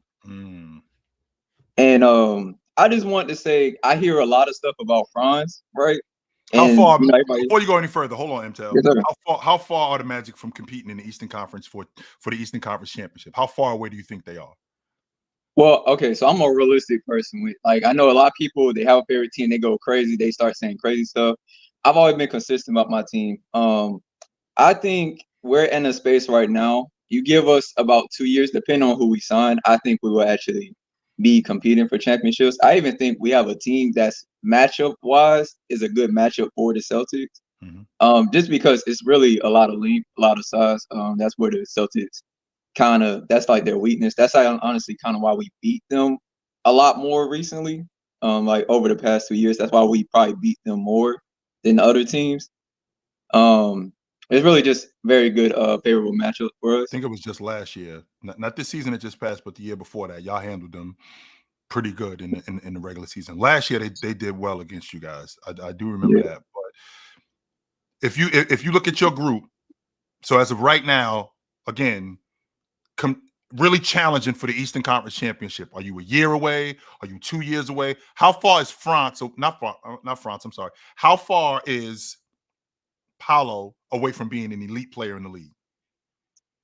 I have to see how he does this year. If he can do anything, you know, comparable to what he did the year before, well, you know, the playoffs just now. If he comes in looking like that again, then I definitely agree that you have to consider him an elite player. I personally would say maybe he might push for top 15 status this next year, depending on which direction he goes with his growth. So as an a all player. pro. So an all pro. Yes, sir. So Yes, sir. we have him as an definitely as an all-star, but as an all pro also. I could see it happening. What seed did y'all finish as last year? That was We were 5, 6? 5 seed. 5 seed. So where you think you guys will finish this year? I Best personally think best and worst case scenario. best case scenario I could see us being a top 3 team. Worst case, I'll probably say 6, maybe. Or that's my best and worst. So at your floor is you're a 6 seed. You're definitely you're a concrete playoff team, but Yes, at sir. best you're a top 3 seed. Yeah. You're definitely at best you're definitely hosting a playoff series. Yes, sir. All right. That means that Anthony Black has to get better. Who I think that's I think that's your lead guard of the future. That's just that's my assessment of him. I think he's your lead guard of the future. Jalen Suggs, him coming back. The question is where are you in your backup and with your bench? Where are you there? Okay, so with our bench, I know there's been a lot of trade talks around Cole. He's been getting trade talks literally since like his second year in the league. I've been hearing a lot of good trade options recently. I just heard that they was talking about possibly trading to get the shooter. I personally would like that pickup for us. I do think we need an actual like legit point guard, especially since I don't know what happened to Markelle. Markelle looked great prior to him getting injured again this year. I don't know, when he came back, he didn't look the same to me.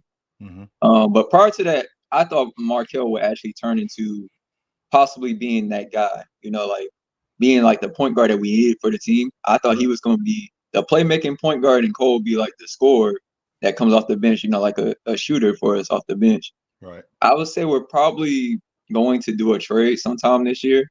I would like to get either Simons or Dennis Schroeder. I like both of those options, depending on what we trade for them. But if not, then I have to see where Anthony Black's progression is. And I don't know if y'all got to see TDS in the summer league. He looked, I'm not gonna lie, he looked great. Like he gives a lot of flashes of like what you see with KD. Just a player that doesn't really need. I don't mean it's good. I definitely don't mean it's good. You did hear that right, like, boss. Yes, you did. I mean, why did you have to say KD? You did hear because that right. KD is the type of player that doesn't really need the ball in his hand. If you watch him play, most of his plays he was doing like Klay Thompson is like KD stuff, where it's just he don't really need the ball like that. He was just literally just scoring naturally. That's why we ended up sitting him. We sat him, Anthony Black, and we sat Jet Howard. Honestly, our summer league team would have won if they didn't get sat. To be honest with you, I don't know if y'all got to see that much of them, but like they just look better than everybody. I'm not gonna lie to you. He barely was touching the ball. He was averaging like 16 a game.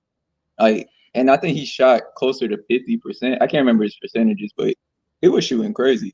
or a person that barely was touching the ball. They weren't really running plays for him. He just was scoring. So I was like, if I see more flashes of that, I think he could be the type of shooter that our team needs. I'm gonna be honest, I'm actually very high on him after seeing him in summer league. But I have to see how his progression goes throughout the season. I feel like all of that matters. That's really where we're at right now. Shout out to Tristan Da Silva, the next KD. All right, y'all. Back to the PCL.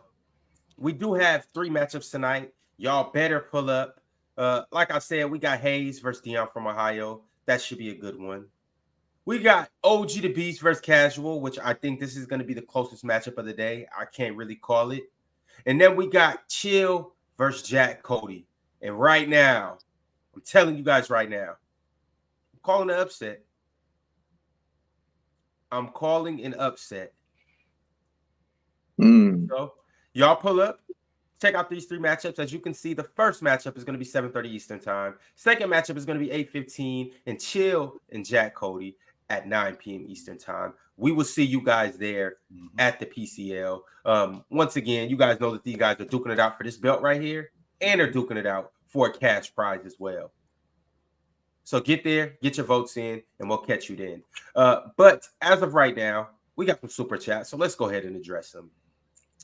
Upper Deck said, I'm KDFC, but KD is so scrutinized because of how great he is. He didn't need to leave. It's the opposite with guys like Tatum because he's not great, but he has the best team in the NBA last 3 years and underperforms. That's terrible. That is terrible. That is awful. He's not great. Yes, he is. So he's saying Tatum needs to get traded. Great. I mean, if he's talking on an all-time scale, I mean, he's probably right. Jason Tatum is not all-time great. Not yet, but he's on his way to that. But with that being said, I mean, you're talking about having a great team built around him. Contrary to popular belief, I think that they were doing a good job in building that Oklahoma City team around KD, and they had an opportunity to win there. 100% they did. That team, it wasn't like KD was throwing them on his back every year and dragging them to the West Finals or to the NBA championship. That's not what was going on. They had the defense. They played fast in transition. Sure, Russ could have been better as a distributor. Russ could have been better as a decision maker. Yes, I could get with that. But let's not make it seem like they were a terrible team that KD was. I thought they did a damn good job in Oklahoma City in those 8 years in building that unit around him. And they weren't that far away from winning it. They weren't, especially considering they were up 3-1 against that Golden State Warrior team. They were up 3-1, and a great player, and a great player, you could get me a win, man. You can. You know, Chill is wait, Ron. You know, Chill is invisible on the stream, right? That's how he meant it to be. So he was doing the Jason Tatum in the finals, just to spray. It's funny how that happened when he started talking about Jason Tatum. Okay, like I can see him, but on the YouTube, like he's physically not there. Chill. Like, just so I let you know. Chill. Sometimes we have to do this. So from here on out, this is something that I'm gonna enable. Whenever the chat starts to, poke at you and say things that they're not supposed to, and just not focus on what's going on in the show, I'm just gonna make Chill invisible, so you guys are locked in and we can actually have an actual show. Ghost of Beer Town. I'm a Ghost Town. Casper Town, Blank Town, Ron Choke Town, Tatum Town. Once you guys start doing this, I'm just gonna make Chill invisible. Now, shout out the new features. That's weird. What's up, big Ox? That's strange. Shout out. What up? Oh, hello. Hello. What's good? I can see me on YouTube. I couldn't see Chill. I was freaking me out. I just seen the orange background where Chill was meant to be. So shout out the new features on YouTube though. That's dope. Yeah. Don't make me disappear, Ron. Big Ox, what up, big fella? I made you just appear. What's good? Thanks, Ron. Fanatic with the super chat. Fanatic said, "Let's cut to the chase. When it comes to basketball, what are the top 10 Vorps of all time?" Oh no, I actually know that off the top of my head. That's why. Boy, Wonder Mars. Where my notes at? Hold on. So number one because we gotta remember, guys, VORP is a cumulative stat. So the more games you play, the better your VORP will be. So number 1, LeBron James. Number 2, Michael Jordan. Number 3, John Stockton. Number 4, number 32. Yeah, Ox, you could have used that VORP in that Chris Paul debate. But you could have told me. You never asked. Number 4, number 32. Malone. Number 5, Chris Paul. Number 6 and 7 is KG and Tim Duncan. I can't remember who's where, but they're 6 and 7. 8 is Kareem, 9 is Dirk, and 10 is KD. I know that. That's the top 10 in career VORP. Kobe's not in there? No. Kobe, if I remember correctly, is like 20-some, if I remember correctly. Damn. Well, look though, I will say this. He's 13. He's 13. 13. I will say this about that. Like that's not a like if your top 10 was based strictly off VORP.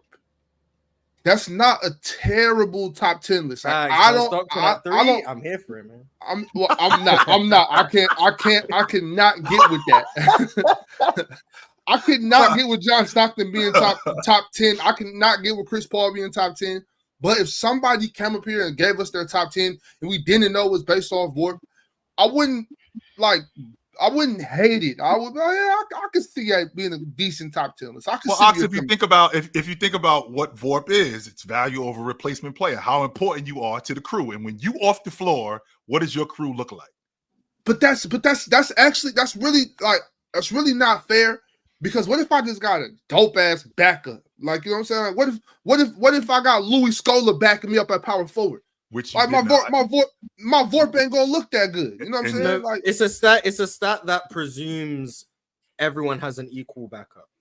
So like if you were replaced, that's why it's value over replacement player. Right. So a replacement level player is an average VORP, which I believe they have average VORP set to like 3 or something. I don't know what it is. Yeah. But what's your value over the average player? So it's not if your backup is Killian Hayes and you're Steph Curry, your VORP is higher because you're being backed up by a bum. Whereas if your backup is Manu Ginobili and you're Kobe, your VORP is lower because your backup is Manu. No, right. If everyone has the same level of backup, that's why it's called replacement player. Value over replacement player. So everyone equal footing, that's what it is. And the best. So it's a hypothetical stat. Well, the replacement player is that it's not actually the value over your backup. It's the value over a theoretical average player. That's what it is. Yeah, I don't like this VORP shit no more. You should have never liked. I mean, I'm not a huge fan of box score stats, to be fair. But I know the highest VORP seasons are like MJ, LeBron, and like David Robinson's in there. And obviously Jokic. But like MJ and LeBron like take a lot. Olajuwon had a pretty high one in 94. Let's I'm gonna look this up. Let's get the highest VORP seasons ever. Yeah. Olajuwon had one. If I can look up my notes. Hold on, Mark. Let me grab my notes. Now he got the notes. Yeah, let me since we go into the numbers, let me grab my notes, Mars, because I know I got it in here somewhere when I'm talking about VORP, how big a deal VORP is. With your MVP rankings and how it's so impactful. Yes, because it's huge. I gotta find out what my VORP is. Hold on. I know it's in here somewhere, Mars. Give me a second. Sam, he really do have notes. He really searching. That's crazy. Oh, wow. While you digging that up, Chill, I'm going to shout out some of our new members. We got Mr. T, established in 1995. Shout out to Mr. T. Double MG Sean became a member today, too. Shout out to Double MG Sean for re-ing up his membership. Appreciate you for, being who you are in the chat. One of the staples in the chat. Shout out Double MG. Maurice Watson. Dub Maurice Watson. Becoming a member today. Shout out to those 3. Shout out to everybody else that's a member. Shout out to everybody that's just in the chat, chatting in general. And also, you already know, shout out to our Hall of Famers. Michael Jordan has the highest VORP season ever. So any Jordan fans, he has the highest season ever in VORP. Yo, I'm talking about people are just dropping like flies on the YouTube stream. There was a second where Chill and Imtel was both invisible. Damn. This is spooky. It's spooky season right now. Yeah, Ron Horn in the stream right now is crazy. Might put up a curtain. Hey man, do better. Nah, y'all in the chat getting on Chill and Imtel, so I'm gonna keep making them invisible until you guys leave them alone. No, this is crazy because Mars ain't even up there right now. Mars is down here next to me. Imtel's gone. Chill's gone. Shout out this is interesting, man. This is interesting. I don't know. Getting crazy. Yo, I'm talking about. I'm watching this, and all of a sudden, this is crazy, bro. This is crazy. What's going on here?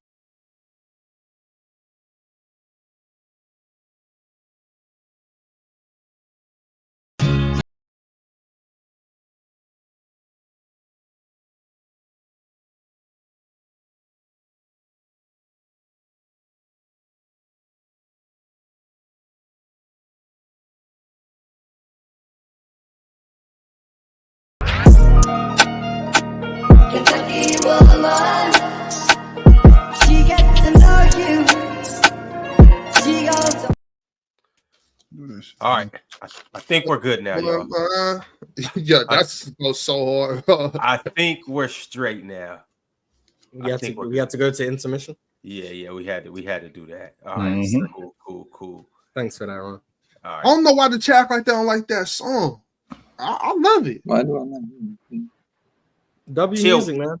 Chill, were you able to find your notes? Yes, I did. I have it here where the Vorp, and we had this conversation about guys winning league MVP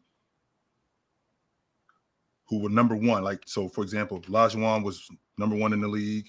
This was over the last 30 years, right? Olajuwon led the league in Vorp, David Robinson, Jordan, Malone, Diesel.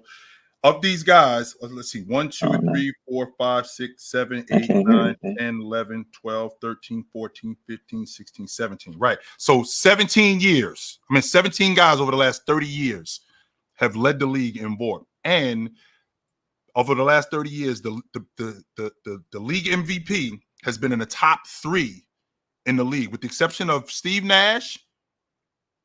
I think Bryant in 08. I think Bryant was 4th. And Steve Nash. And I think Iverson too. But of those guys, of those 3 guys, over the last 30 years, the league MVP has either led the league in Vorp or been in the top 3 in the league. So that's how important value of a replacement player is. The highest Vorp season is Jordan in 88.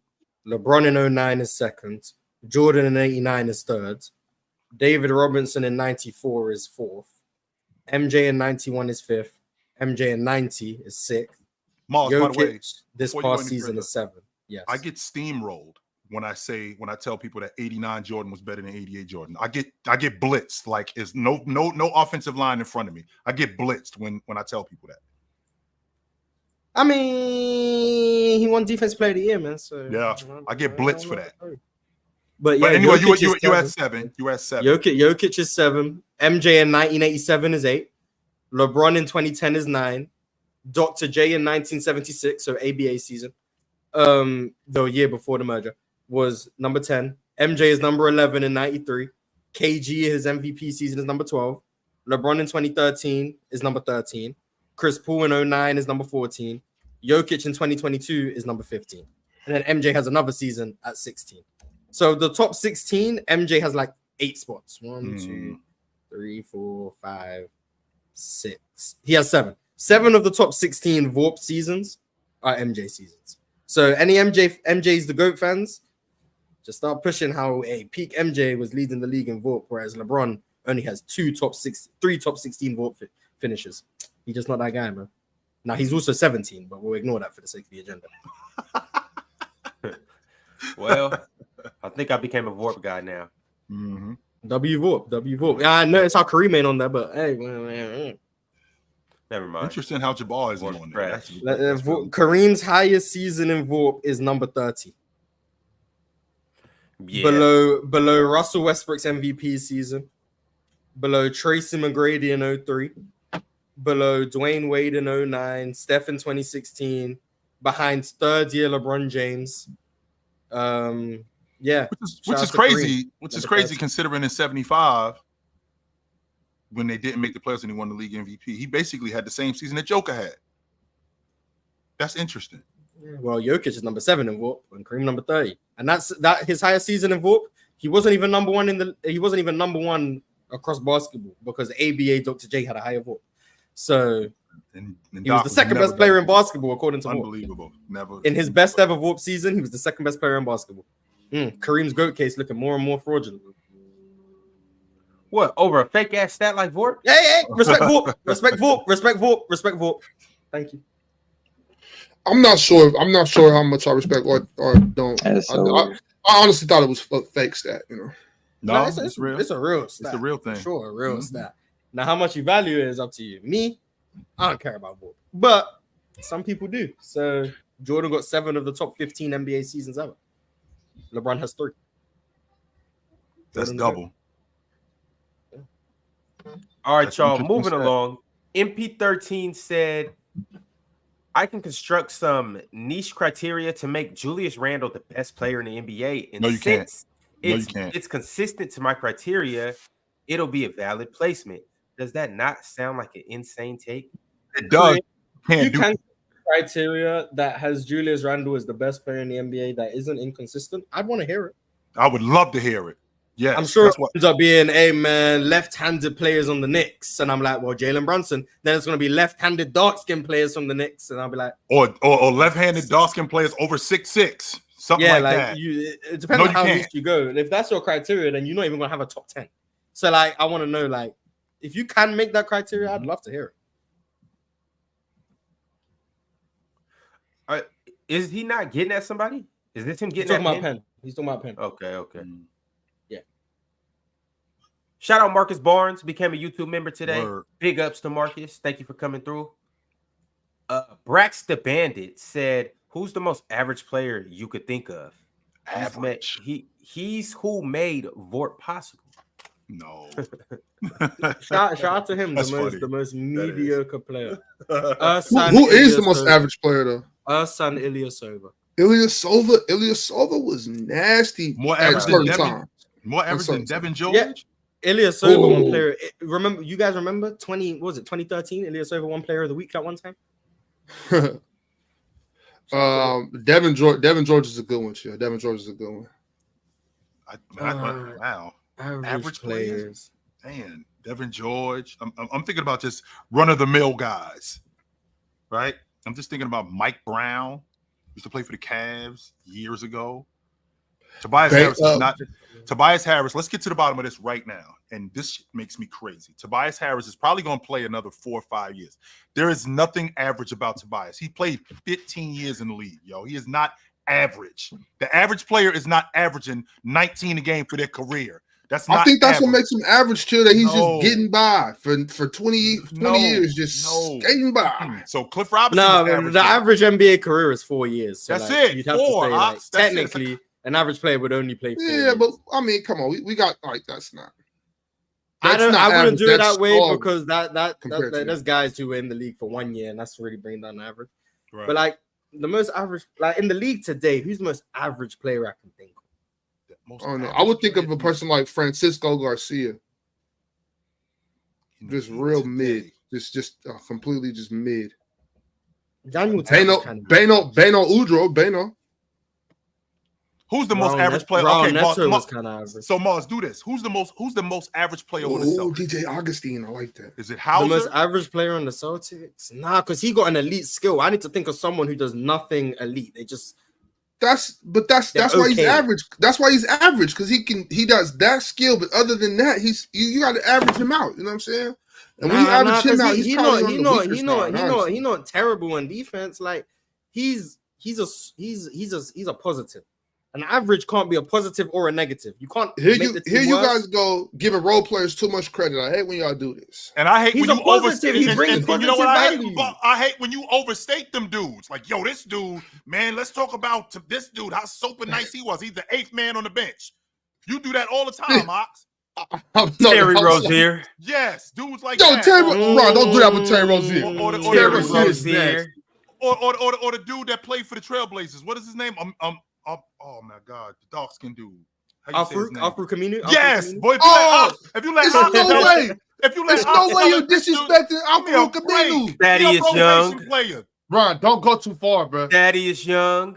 Don't go too far. You That do was that really all like the time. that, bro. Ox does that. Mars, who the one guy that played for the Wizards? Which one? Who played? He Marcin ended up Gortat? he ended up piggybacking on Golden State. Otto Porter. Yeah, Otto Porter. Bro, Otto Porter is not. Relax, you bro. hating on a number 3 pick? Relax, bro. Otto was like that. He was not But, an average player. I liked Otto. He was just dealing with injuries his whole career. How about Dean Wade in Cleveland? He might be more negative than that. I was gonna say, I think Dean is sorry for real. Yeah, he might be more negative than Get him off average. the floor. Okay, so no. I'm seeing some good ones in the chat. I'm seeing Ramon Sessions, How about Anthony Garrett? Morrow. No, I feel the same way you do. How you feel about Dean Wade? That's how I feel about Ramon Sessions. And he got exposed. He got on that Laker team when they ended up going to the playoffs. It got shown real quick that, nope, this ain't for you. Nope, this is not for you, brother. No, you are not. Man, we got to think of somebody who's. How about Jason Thompson? Gary Harris? How about him? Is Gary Harris average?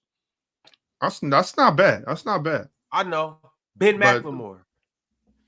No, because Ben McLemore, he should have been better than what he was. He wasn't even Is average. Royce O'Neal average? Yes. Nick Stauskas? No, that's bad. Bro, what's up, bro? Why are you doing this, bro?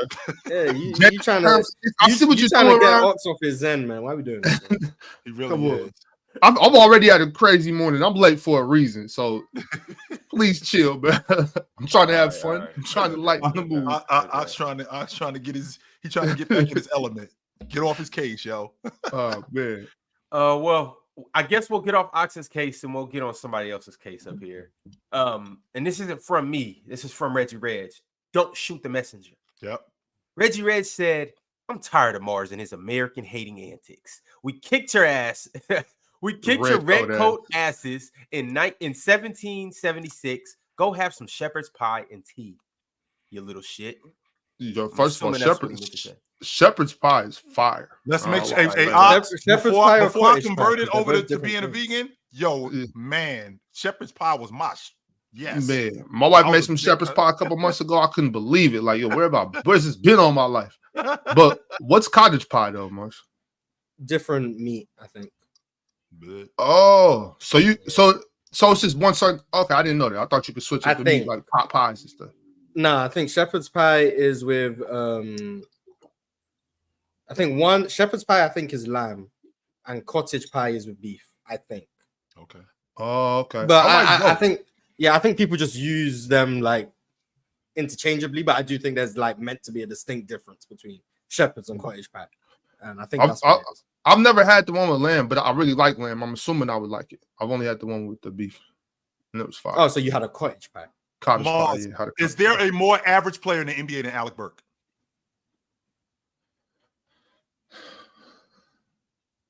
I think I might have found him. I think I might have found him.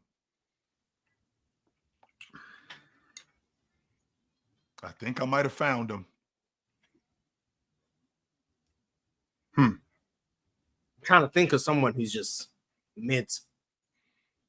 I think I might have found him. Chat, can you guys help us? I think I might have found him. The chat been spitting. I'm not sure. Josh Green pretty average too, but I don't know if he's more average than Alec Burke. But then Alec Burke's not really play for real. So is he average or is he below average? He's been in the league for a long time, Mars. So's Garrett Temple. Hill.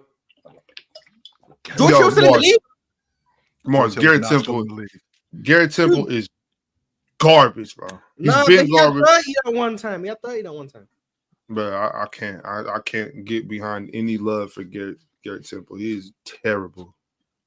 Respect Garrett Temple. But he's been in the league a long time. What's the criteria for being average? You have to, I feel like if you're in the league for a while and you don't do anything special, but you're not killing us neither. You're just here.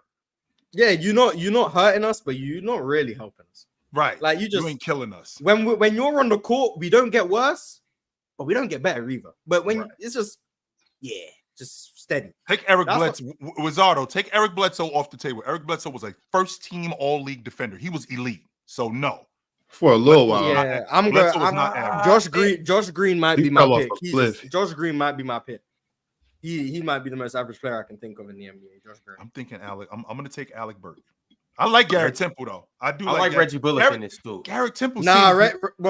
Reggie Bullock a couple years ago maybe. Now he's just bad. And Garrett Temple just seemed to end up on somebody's roster. I don't know how, but every time I turn around, Garrett Temple signs for the rest of the season with the Detroit Pistons. Garrett Temple signs for the rest of the season in Charlotte. He's been in Toronto for a little while. Yes. I really like. He's a vet leader now. He's a vet leader. I really like the Reggie Bullock and the Gary Harris. Yeah, Gary Harris is a good one. Because it's like those specifically Reggie Bullock. I don't really know what he does good, but I can't find nothing he really does bad. He's a theoretical 3-and-D guy. He's a theoretical 3-and-D. Yeah. But it's like I'm saying, he just confuses me. Like I'll be watching, I'm like, what does he do? You know, but he's still not bad. So I think Reggie Bullock might be the best one I've seen so far. But now let me ask you this, Ox. Would you characterize Reggie Bullock as average? He's a starter on a playoff team. He was average. He now doesn't get off the bench. Now he doesn't do that anymore. But he was a starter on a playoff team. Is that an average? What team was that? That was the Dallas team. Yeah, that was in Dallas. Still, even that Dallas, I still wasn't. He was a starter, but he was one of those starters where I'm just like, what is bro? He like what? I never knew. I never knew what he did. Chill. I was just kind of like, and that's no knock. It's no knock because he. I didn't think he did anything. I don't think he did anything bad, but I couldn't find anything he did good. Is Rashawn Holmes average? No. What is Rashawn Holmes? Rashawn Holmes. I think Rashawn Holmes actually got some minutes. He'll be. Yeah, I think. Yeah, I think it would be about average. Maybe a little. I think it would be about average, but he just don't get no minutes. So the reason why Rashawn Holmes can't get put in this category is because once a game, or at least one out of every 2 games, he gonna go get a crazy ass dunk. So you're gonna notice him. He gonna make a highlight play. He either gonna get a crazy block or he gonna get a crazy dunk. So you're gonna see. Oh, so we need someone who they just go through games and we don't recognize they're there. You're just there, and it's like. Yeah, y'all being real tough on these guys. So is Tony Snell not just the pinnacle? Yeah, Tony Snell is 100%. This is who we've been looking for this whole time. It is Tony Snell right there, Mars. It is 100% Tony Snell. I thought it was Alec Burke. It might be Tony Snell. Yes, Tony Snell. He had that. What? Oh, Ken said the same thing. 0-0 game. Yeah. And it wasn't like he only played a minute or two. He played didn't he play like 20-something minutes that game? 27, I want to say. And he did 0 points, 0 rebounds, 0 assists, 0 blocks, 0 steals. Boo! Ox, get him off the floor, Ox. What are you doing out here? Wait, that's that's not average. Box score watchers are crazy. That is terrible. That's not average. That's terrible. You guys are box score watching, man. You can impact the game without affecting the box score. You gotta get 2 rebounds, Mars. Give me at least 2 rebounds. He was boxing out so that John Henson could get rebounds. That's more than half the game, Mars. Shout out John Henson.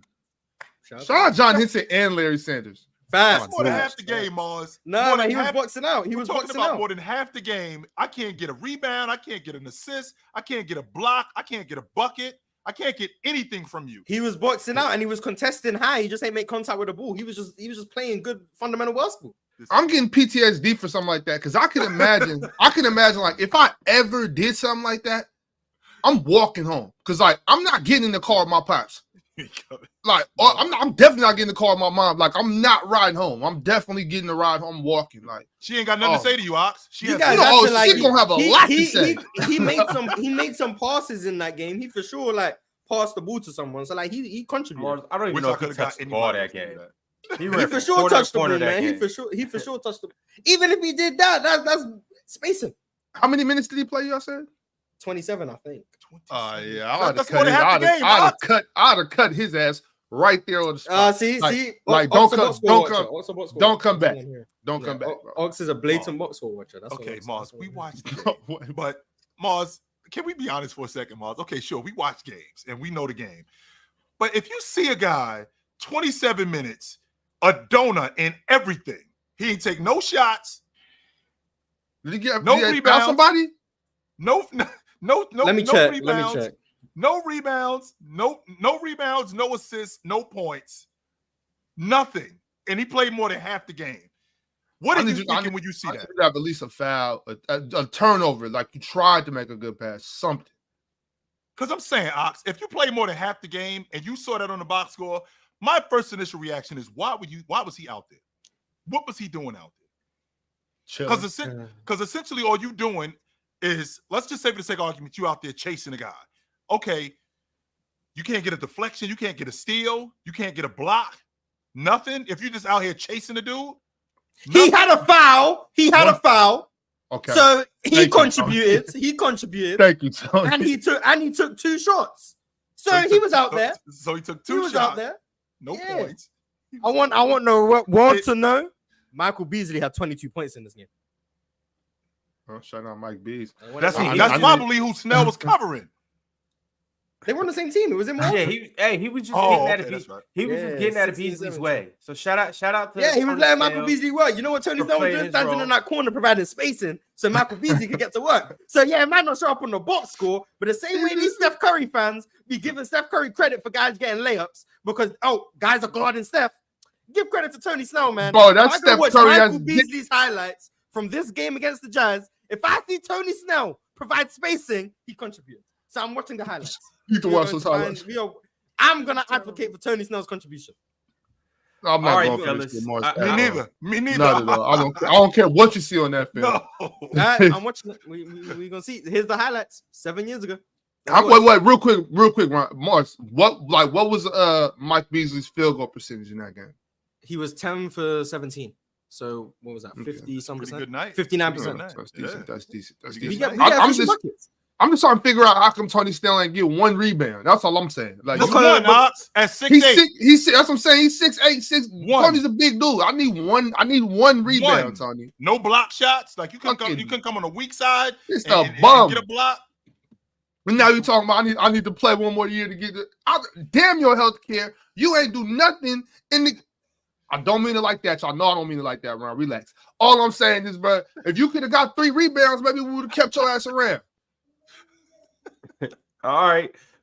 We're gonna move on, y'all. I'm gonna throw a few different things on the screen. We gonna move quickly through a few different topics. So chat, y'all keep up with us. I'm gonna share this right now to start with. In case you don't know, Victor Wembanyama is having a pretty good Olympics over there in France. This is obviously his first Olympics. He's just a 20-year-old kid.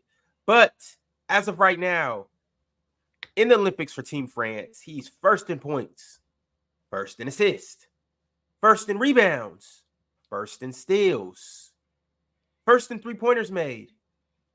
And he's doing this in his first Olympics at 20 years old. He's the backbone of this France team, and he's doing it in front of his home country.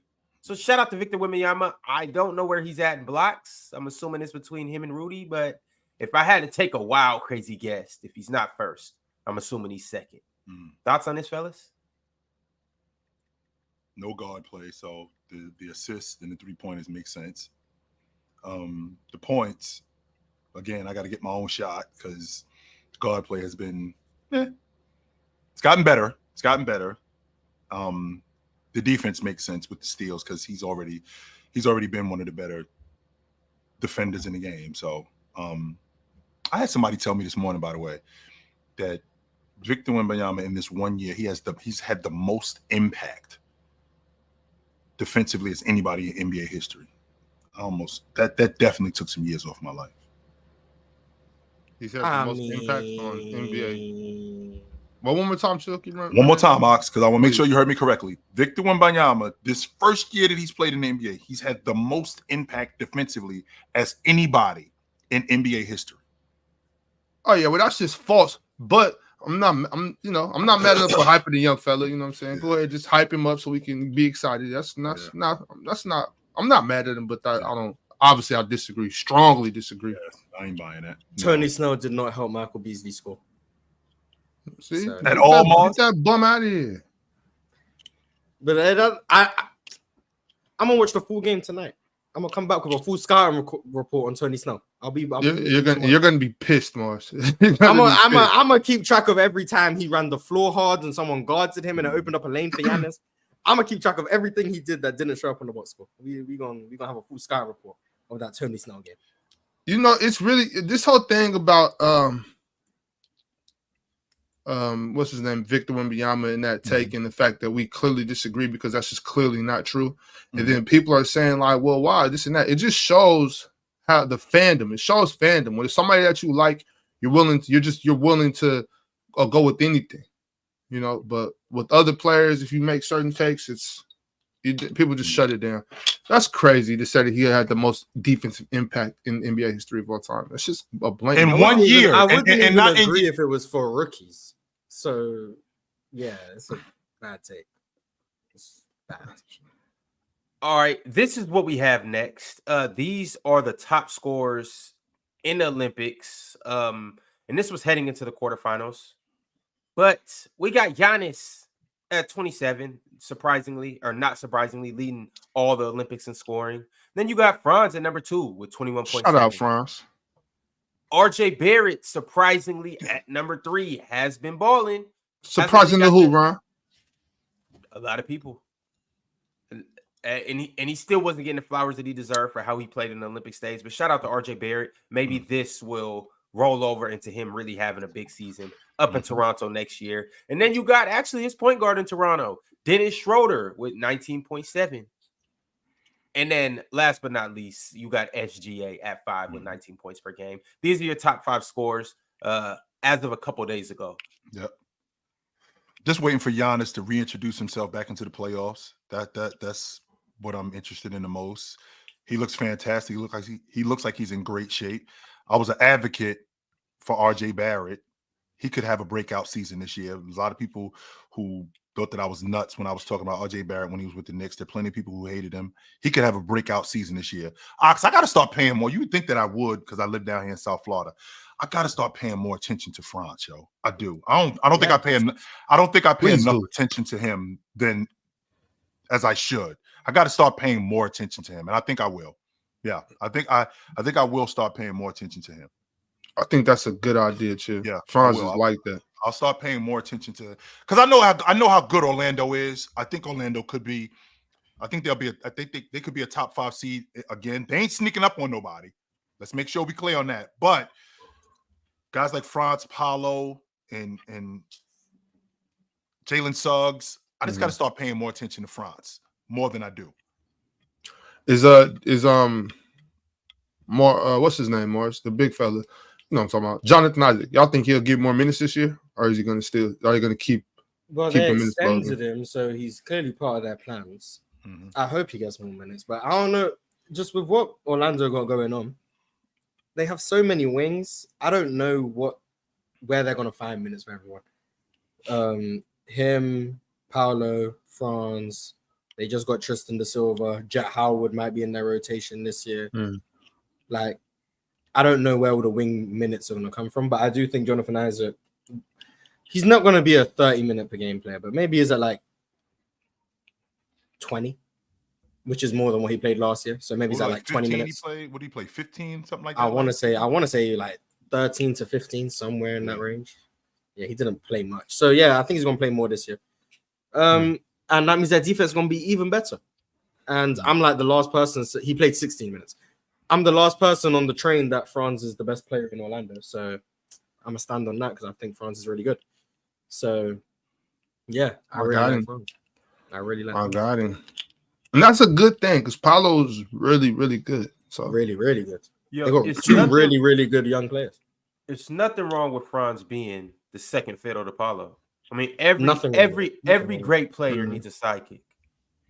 And when you're talking about the leading scorers in the Olympics, again, the game is different, right? So Franz is going to look different in the Olympics. Dennis Schroeder is going to look different in the Olympics because he's in a different system in Germany than he is going in Toronto, where he's going to have to come off the ball a little bit more, right? Because he's got Quigley up there.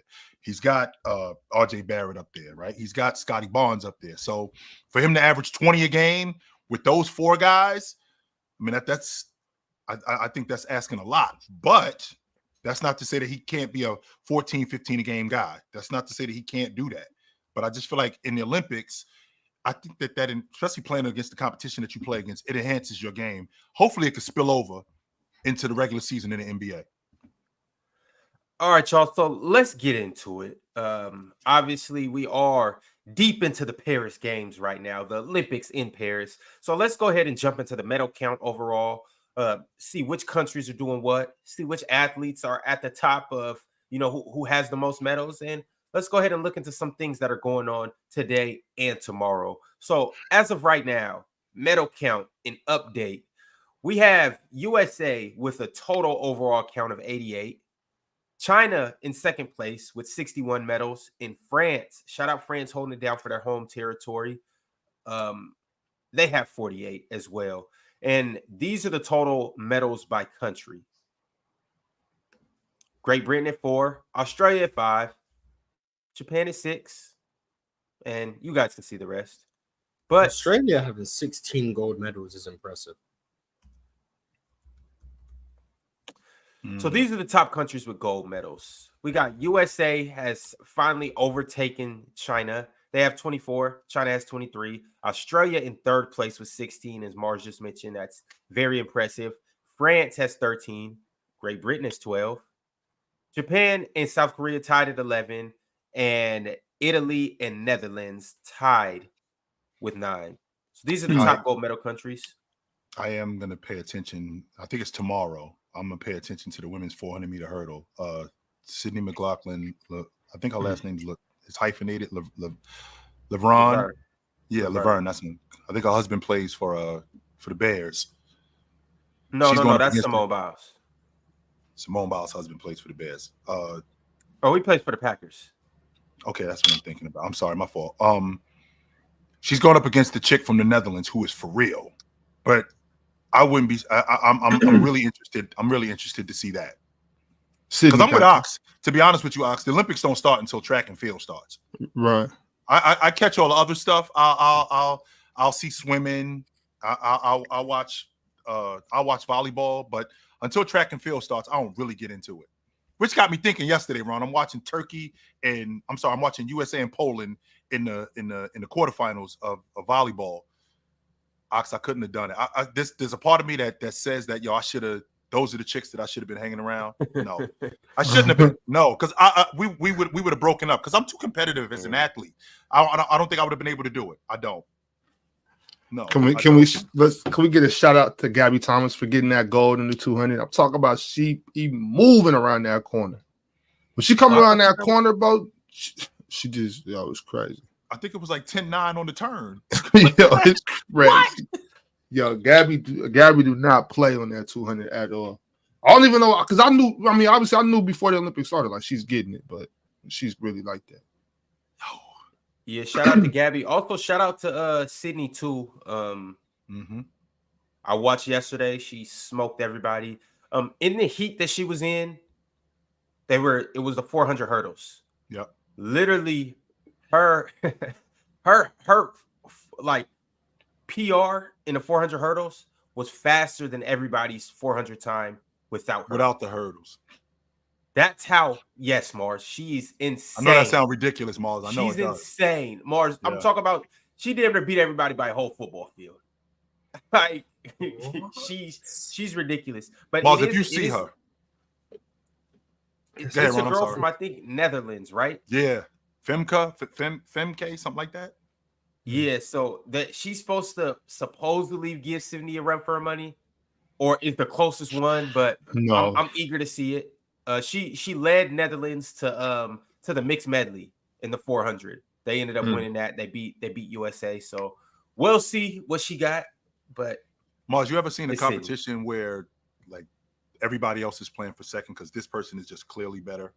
Well, that's kind of what it was with Sydney yesterday in the 400. Like all of y'all running for second because none of y'all are going to get close to her. Like she's winning the 400 like this. Like it's not close. Yeah, she's winning the 400 like this. Where they might ask the question, yo, is she on the juice? Which she's not, by the way. She's not on the juice. But they'll ask the question. Because I wouldn't be surprised if she would. I'm not accusing her of it. I'm not accusing of it. But the way she is out there just looking like she's clearly better than everybody else. Clearly. You know they tested her. They have to. Like they're obligated to test her because of how dope she is. They have to. It's a must. Yeah, come here. But I'm saying though, Sydney, she used to do the regular 400 too. She's not doing that. Okay, that's what I thought. Like why she not? Okay, I thought so. Yeah. She's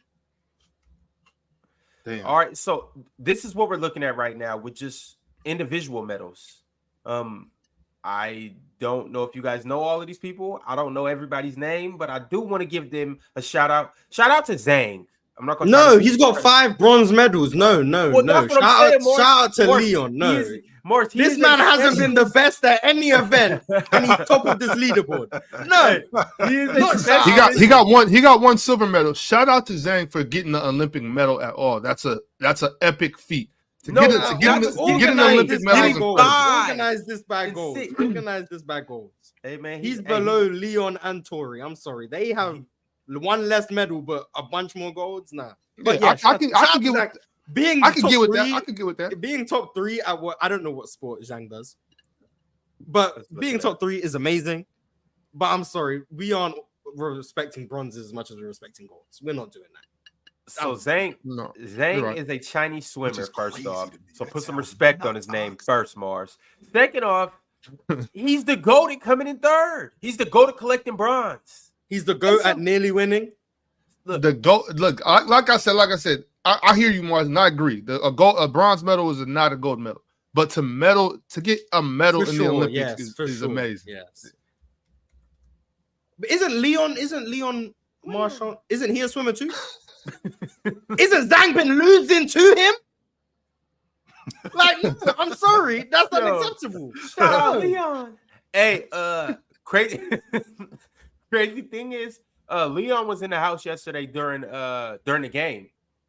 The USA. Yeah, you seen that, Morris? Yeah, I seen LeBron thinking the crowd was cheering for him. Yo, that was hilarious. So LeBron, they put the camera on LeBron, but in the stadium they actually had the camera on Leon. So LeBron thought that the camera was on him and everybody was clapping and going crazy, but it wasn't for LeBron. It was for Leon. What was Bron doing when they were going to like, putting a crown on his head, like acting like he that guy, but he not that guy. Have y'all never been somewhere and somebody waved? You thought they was waving at you? I hate when that happens.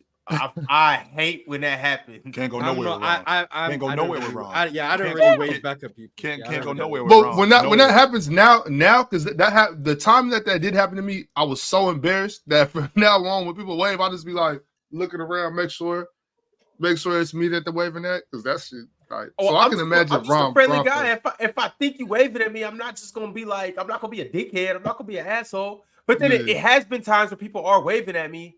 And I do get self-conscious, like, nah, they're not waving at me because I don't recognize them or I don't know them. And then they like, yo, no, you, hi. And I'll be like, oh, because even the opposite way, you feel like an asshole because now it's. I'd much rather it that way. Like, Ron, you big timing people? Is that what you're doing, Ron? Are you big timing people? Don't big time me, Ron. Don't big time me, yo. Chill. Do not big time me. Don't do that. I don't got 1 million followers on TikTok, so and I can't you can have one follower. That doesn't make a difference. Don't big time me, Ron. When you see me, say what's up. It's all right. If I acknowledge you, hey Ron, hey yo, you did it. That's all. Don't big time me. Don't do me like that. I got you. Don't do me like that. All right, so we talked about Zhang. Mars don't want to show Zhang no type of love. Shout out Leon. And hold on, Leon? Is that the swimmer that Zhang's losing to? I think so. I mean, that's what Mars said. That's what I'm saying. Like, how can Zhang be above him if he be losing to him? It's just the total meta count. Ron, you click on the goals. There we go. Thank you. But hold on, though. Where's Zhang go? Oh, look. Hold on, Zhang. Hold on, no. Shout out Zhang for being at the top of the bronze count. Because bronze need love too. Bronze lives matter. Yeah, facts. Because that's gonna be the Serbia France game in basketball. So we're gonna show some love to that game. Shout out Regan Smith too for 3 silver medals. But as for the golds, Leon has 4 of them. So shout out to Leon. Tori Husk, she has 3. Molly O'Callaghan, she has 3. Simone Biles, she's a swimmer, right? Molly, she's a swimmer, right? I think so. I couldn't tell you. Simone Biles didn't win golds in an event. Wow, she's a bomb. Yeah, what did she lose? Relax, bro. Relax. On the beam, she fell off the beam. Yeah, her and she still got silver. Mm-hmm. She fell off and got silver. Yeah, it was her and Sony. They both fell. Oh damn! So shout out to him. Shout out Summer McIntosh. She got 3. Shout out. I'm not gonna. Oh, that's the swimmer. Summer McIntosh. That's the swimmer. She's the swimmer. Shinosuke Oka. Yeah, Shinosuke Oka. Shinosuke Oka. Close enough. Kim Woojin got 3. Lim Theon got 3 as well. So shout out to them. Shout out to everybody that got 3 gold medals. Shout out to everyone who got a gold medal. All of them. Facts. So everyone but Zhang, clearly. Nah, I'm not gonna lie. I've become a Zhang hater. I'm sorry. Oh, that's What's crazy. the problem with saying, Mars? Because there's no way when you just look Olympic medal leaders, he's gonna be the first name people see. There's no way that should be allowed. It should be filtered for golds instantly. There's no way if I go on this website, Zhang should be the first name I see. That's unacceptable. Man, Mars, That's- all medals no, that's matter, cool. man. That's Like I said last week, they just have to like weigh them like on the scale. You know what I'm saying? So we can do the total count based on golds count for 3, silvers count for 2, and bronze count for 1. And you know what I'm saying? Put it on a total scale like that. That way everybody gets some love, but the people with the most golds should be higher up. All medals. Oh, matter, Zhang's a man. woman. Ron, You can't take it back now, Mars. Nope. she not competing against Leon, so I just gave her Ron. L host. This L host. Oh my Yo, god. because I ain't know that Zhang didn't know nobody in the chat knew Zhang was a woman. Garbage. Don't get mad at me. L host. Yeah. Oh my Garbage. God. This dude is Boo! Now I'm still a hater. I'm still a hater. But at least she's not Nah, losing to Leon. That's your man too, Ak, by At the way. least You she's are- not you are losing your to man. Leon. You But up that's here I don't hating even on know, women. bro. That's kinda pocket. Yeah. Hey, shout But, out I Zhang, mean- man. Keep Hey, going but- out there and doing what you do best. No, I mean Hitting we that got bar. we got to keep it equal. If you're gonna hate on Zane when Yeah, she I'm was still- a I'm still dude, you hating, gotta I'm hate still on hating. Zane. Now that But I'm she's just taking out the part that I was hating because she was also losing to Leon. She clearly didn't lose to Leon. She I looked up, she got she got silver in a mixed relay. So maybe she competed against Leon in that one. I don't know. And then bronze in her individual event, bronze in another individual event, and then bronze. All of her individual events, she got bronze. So yeah, I'm hating. I'm still hating. But would have been nice to know that she wasn't competing against Mars, Leon. you out here hating on ladies for no reason. That's out of pocket. You ain't helping, Ron. You Fact. actually making it worse. You asked the same question. Is Zhang competing against Leon? You asked the same thing. Oh, host. Garbage. Zhang did compete against Leon. Right. Oh, The in that mixed event that medley. she got, Yeah. and she got a silver, and she lost to Leon. No. Okay. No. Now, let's look. You Let's do, look up what. you do know Leon has a bronze medal too, right? Where do you think he got it at? Clearly, he didn't get- Not a mixed medley. It was just a men's medley. And I watched that race. It was USA and China finished ahead of France, and it was. I don't think it was his fault. I don't think so anyway, because someone was like that. France were in first, and then the last person went, and they just got caught. Maybe he was the last person, but I don't think so because he's been winning gold, so he must be good at swimming. Well, I don't know, whoever got- man. I'm concerned. I'm concerned for Zhang, though. You know what I'm saying? Like all those bronze, she might want to get a gold some way, somehow. You know, I might be Facts. She Because might, you what I'm saying? know, China don't take kindly to third failing. place finishes. Yeah. If you ain't first, you're last. You know what I'm saying? So they might meet her. They might meet her at the airport. Like Y'all nasty. prayers for Zhang, because I don't want nothing to happen. So You prayers guys for are Zhang. disgusting. She gonna get a gold, man. I believe. Is Yo, swimming done so- in the Olympics? I think swimming's over, but you Alright, never know. She Time for might be Zhang to become a fast. pole vaulter. Time for Zhang to That's become what a I'm pole saying. vaulter. She might be fast. You know what I'm saying? Put her on that Yeah, track. yeah, You know what I'm saying? let's become versatile. Let's lock in. Let's transition over to the ladies hoops right now. In case you don't know, it is the quarterfinals for the ladies. So far, Belgium has beat Spain. They beat them 79 to 66. Australia beat Serbia 85 to 67. And as of right now, France and Germany are duking it out in the third quarter. France is obviously the home team. The Olympics are in Paris. They're up 56 to 43. They're taking care of business right now with 4 minutes left to go in the third. So we'll see if France can maintain that lead and move on to the semifinals. And it looks like Team USA, who are the heavy favorites against Nigeria, they will be playing at 12:30 Pacific, 3:30 Eastern. It looks like they may be playing against Australia if they do get past Nigeria. They So will you be guys playing keep a close against eye on that. Australia. Yes, they will be playing against Australia. I'm watching the hurdles right now. USA have some guy named Holloway. Very fast. Very fast. What 110s? Yes. He ran a 12.98 in the semifinals. Hey, the 110 hurdles is dope because they just And the get out Olympic there record and is get 12.91. Okay, yeah, he's very fast. Holloway's very fast because he was close to the Olympic record. I don't like watching the hurdles. It's because I seen a girl break her leg doing that in high school. That was crazy. Damn. Nah. Yeah, it was ugly too. Oh, the Jamaican guy won this one, but it was 13-22. So Holloway's just a lot faster. You mean the Jamaican guy won it? They didn't race yet, Mars. Well, okay, then either I'm ahead of you or you ahead of me and you're on the next semi-final. Go. I mean, you are on the whole side of the world, Mars. It is right. Oh, yeah. Facts. I am It like makes 5 sense. hours ahead of you guys. Yeah, So, like, yeah. You know, we probably won't I'm see 8 it hours first. ahead of you guys. Yeah, we probably won't see it till later this evening, but Yeah, thank you for spoiling it. My for us, fault. Mars. You were better off just continuing to hate on Zhang. The world record is 12-8. Right? The world record is 12. The world record is 12-8, and this dude from America ran a 12-9. The Olympic record is 12-9, so yeah, we'll see what he can do. D9 said Mars going to spoil World War III for us too. I mean, I think you'd want the heads up in that situation. So What's wrong with you guys? Mars not messing around and start. Mars not messing around and start World War III. I mean, if I did, I don't think I'd give people a warning. I'd be like, if no one asks, I'm not gonna just randomly just start. Oh, by the way, the world's at war. I'm not just gonna randomly bring it up. Kill the vibe.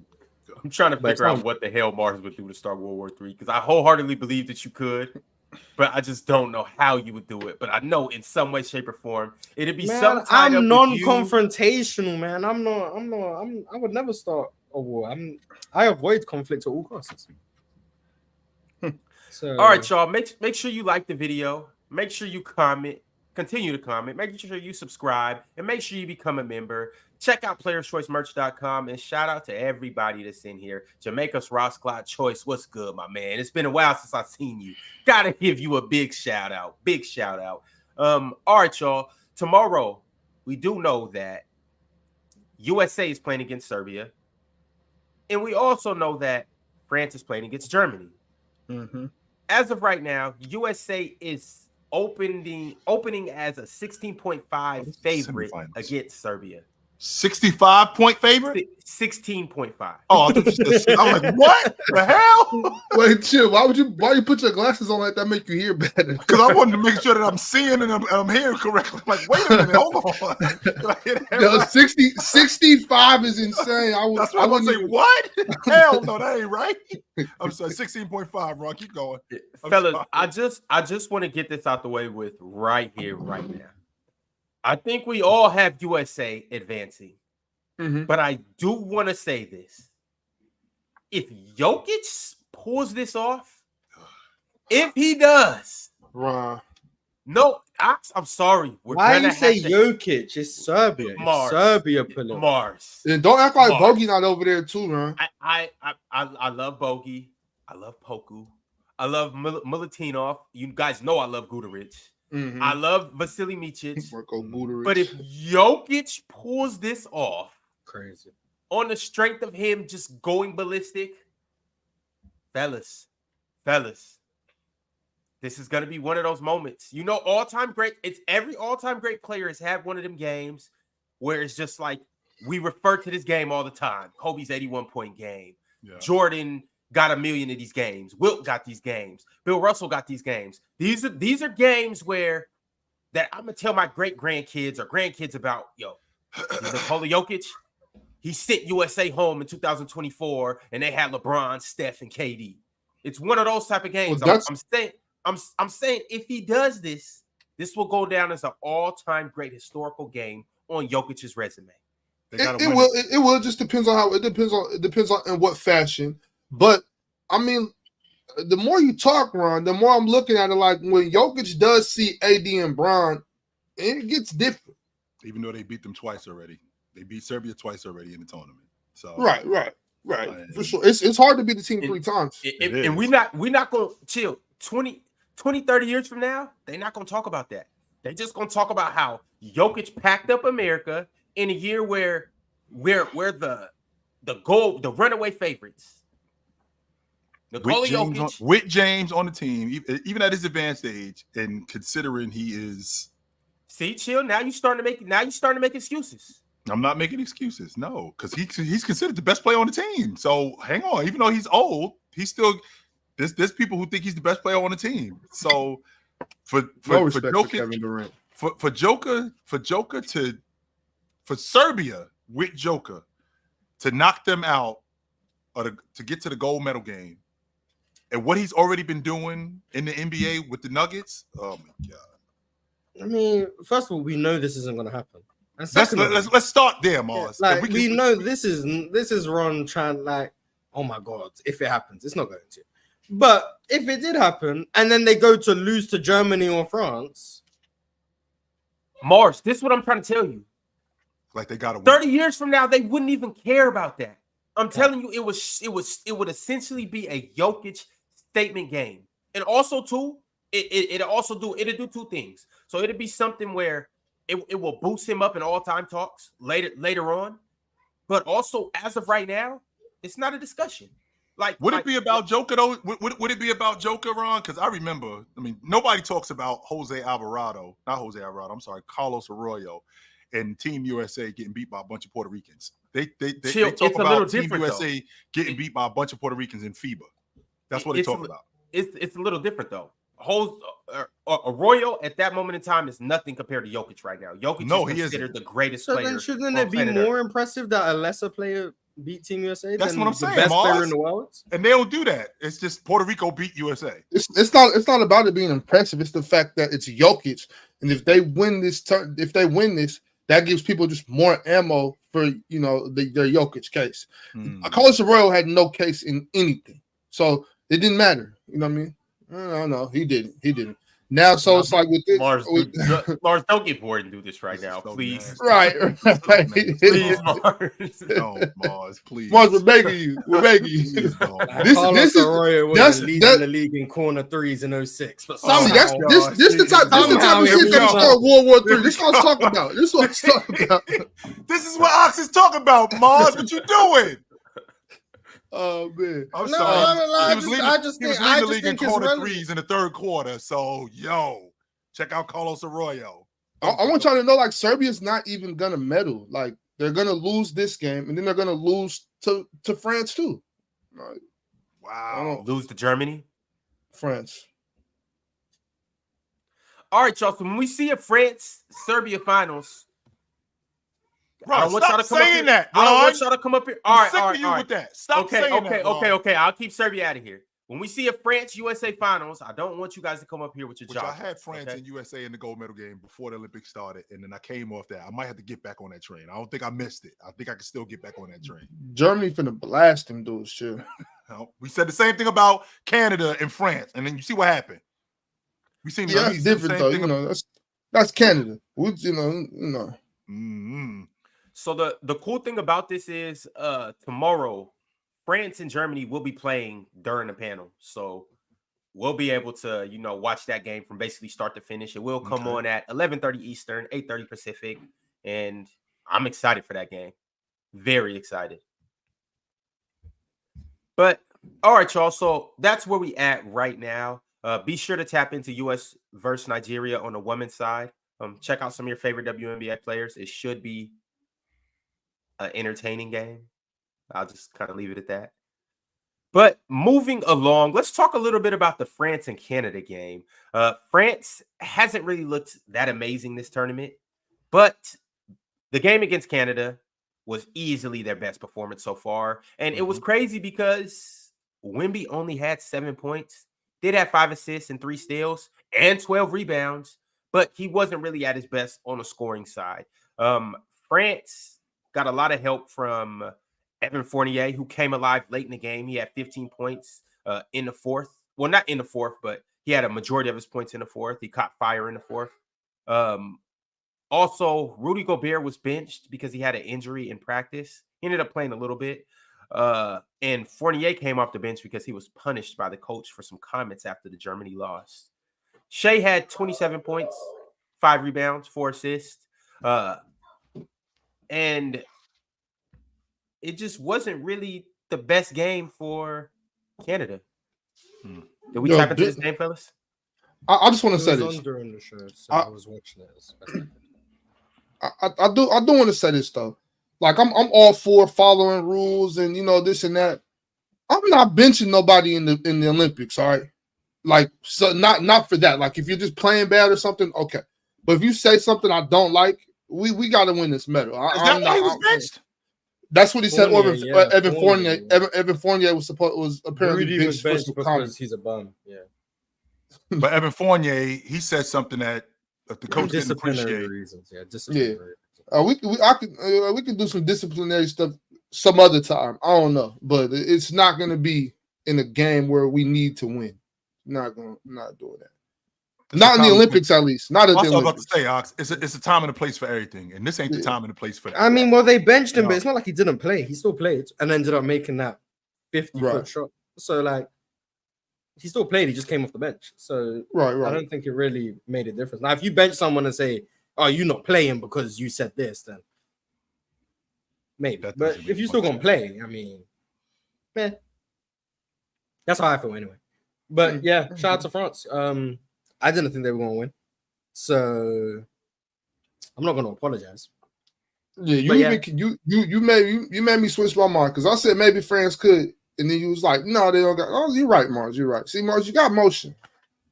Oh, I for sure got motion. Yeah, I for sure got motion, but they're not gonna win the Olympics without Killian Hayes, so they're just gonna lose to Germany and go to the bronze medal. Maybe some super chats, Mars. Oh, damn! Now I go read some super chats. Okay. D9 said we might need B Cats in the next PCL. I seen you made the little segment of Brandon Cats cooking low and pen. Thoroughly cooking too. Maurice Watson said chill is right. It's because the NBA chip is valued over the gold medal. Plus, all of the media that criticize him is stateside, local hate. LOL. So basically, talking about why KD gets hate in the NBA but not on Team USA. Yeah. Saying that because the NBA fans will come together to root for Team USA, whereas now in the NBA they're separate. What would be the reason? What would be the reason to hate on KD in the Olympics? Dell was basically saying the people who hate on KD's game when he plays with the Warriors or whatever, saying, he was only benefiting from the spacing of Steph and Clay, and they were giving him easy opportunities. Why are you not keeping the same energy in the Olympics when he's playing next to the best players in the world? Therefore making his job 100 times easier. Why is that not being the same thing said about KD when he's playing well in the Olympics? But in the NBA, that's the knock on him. That's what he was saying. And Dell's logic was based solely on KD's game. Mine was based on the fact that it's the world, it's the USA against the world. So he wanted to talk specifically about KD's game and why he doesn't get the same praise, even though he's doing the same thing with Team USA that he was doing with the Golden State Warriors in terms of his game. Why he doesn't the same play? It's very rare to find somebody that's willing to hate on Kevin Durant's actual on-court game. Like, so that's why I'm confused. I hate. Yeah, okay. Well, you just hated on somebody. You just hated on somebody winning 6 Olympic medals, so you'll hate on anything. But I will continue to hate. But I don't. You know what I'm saying? That's all I'm saying. Like usually when people talk about Kevin Durant, they're talking about his, him making that move. I don't really hear too much. I mean, sometimes we'll nitpick and point out some certain flaws in certain games or certain series. Like against the Celtics that time. But more often than not, it's usually about the moves he made. I don't. On the court. He's like a basketball god. He's mediocre. Welcome back, Juan. What's up? Yeah, you can go back to doing your job now. Fellas, let's talk about some NBA talk. We've talked a lot about Olympics and things of that nature. Let's get into some things that have been said in the league. Donovan Mitchell says that OKC or the Wolves are the favorites to make the finals. He made these thoughts known when asked who he thinks that they'll face in the finals. You guys want to hear the full quote? Yes. Sure. Yeah. I don't know why that's like Cleveland going anywhere, but well, I guess. He said, I would say it's probably going to be Minnesota or OKC. I think Minnesota, they some dogs. I think they figured it out too about themselves. They made some trades and made some different acquisitions and all of that, but they figured it out. OKC adding Caruso, I don't think people really understand what that does for their lineup. You've already got Carson Wallace or Cason Wallace over there. You've got Lou Dort, Shea, not bad at defense himself. You add Caruso to that lineup, and they are scary. Do we agree? Just projecting. OKC in Minnesota? He's just projecting what's going on, and the fact that Minnesota they was there in the Western Conference Championship last year, and I mean they got handled. 100% they got handled, but now that they've seen it, they didn't really make any more additions to their crew. They basically just running it back. So with them running it back, you automatically think that we'll be better next year. So with them being bad, that's just Donovan Mitchell projecting. It's interesting he ain't say nothing about the East though. Because he's meant to believe Cleveland are doing it, even though he knows it's Boston. But yeah, right. Those would probably be my two early picks. Oh my god, what the hell? This woman just ran through the pole vault. Sorry. Yeah, I probably got those two teams. Right. Maybe Dallas, maybe Denver. But OKC and Minnesota are probably my favorites, with OKC being my number one favorite. So yeah, I'm with him, and I agree with what he said about the addition of Alex Caruso for OKC. So yeah, they're my favorites out west right now. Anyway, Chet's going to be much better this season, I think, and I'm on record saying it. He's the difference in what and everything that they're doing, because he unlocks something completely different with them. J-Dub has to be better this season coming up. He has to be. I think J-Dub has to play not at an all-star level. I think he has to be an all-star this season, and defensively, he has to get better, because that's going to be the difference between them winning and losing in the playoffs. He's got to be better defensively and offensive. He's just got to be a better player overall. 100% he's got to be a better player. Because I think that in terms of their rotation, they got one of the best rotations in Oklahoma City in the league. I think Shea's going to be better next year. With Hartenstein, the dirty work guy that they need, I definitely think he's going to help them. Now, here's the difference, though, Ron. The difference is guys like J-Dub, we can't keep using that, he was a rookie. He was a second-year guy. Okay, now we're getting to that point. I think he played 3 or 4 years in college. So we're getting to that point where we need to see more of it, because he's on a crew that they're getting close to the championship. So, we need you to improve. All right. We'll have to see, but shout out to Donovan Mitchell and his early predictions. I'm going to run a poll here in a second. Mad at us, just saying.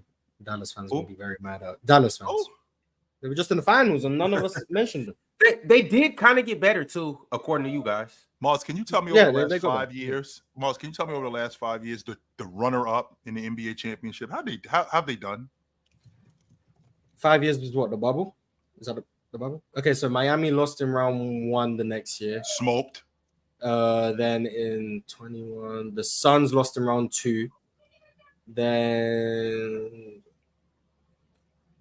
who's that?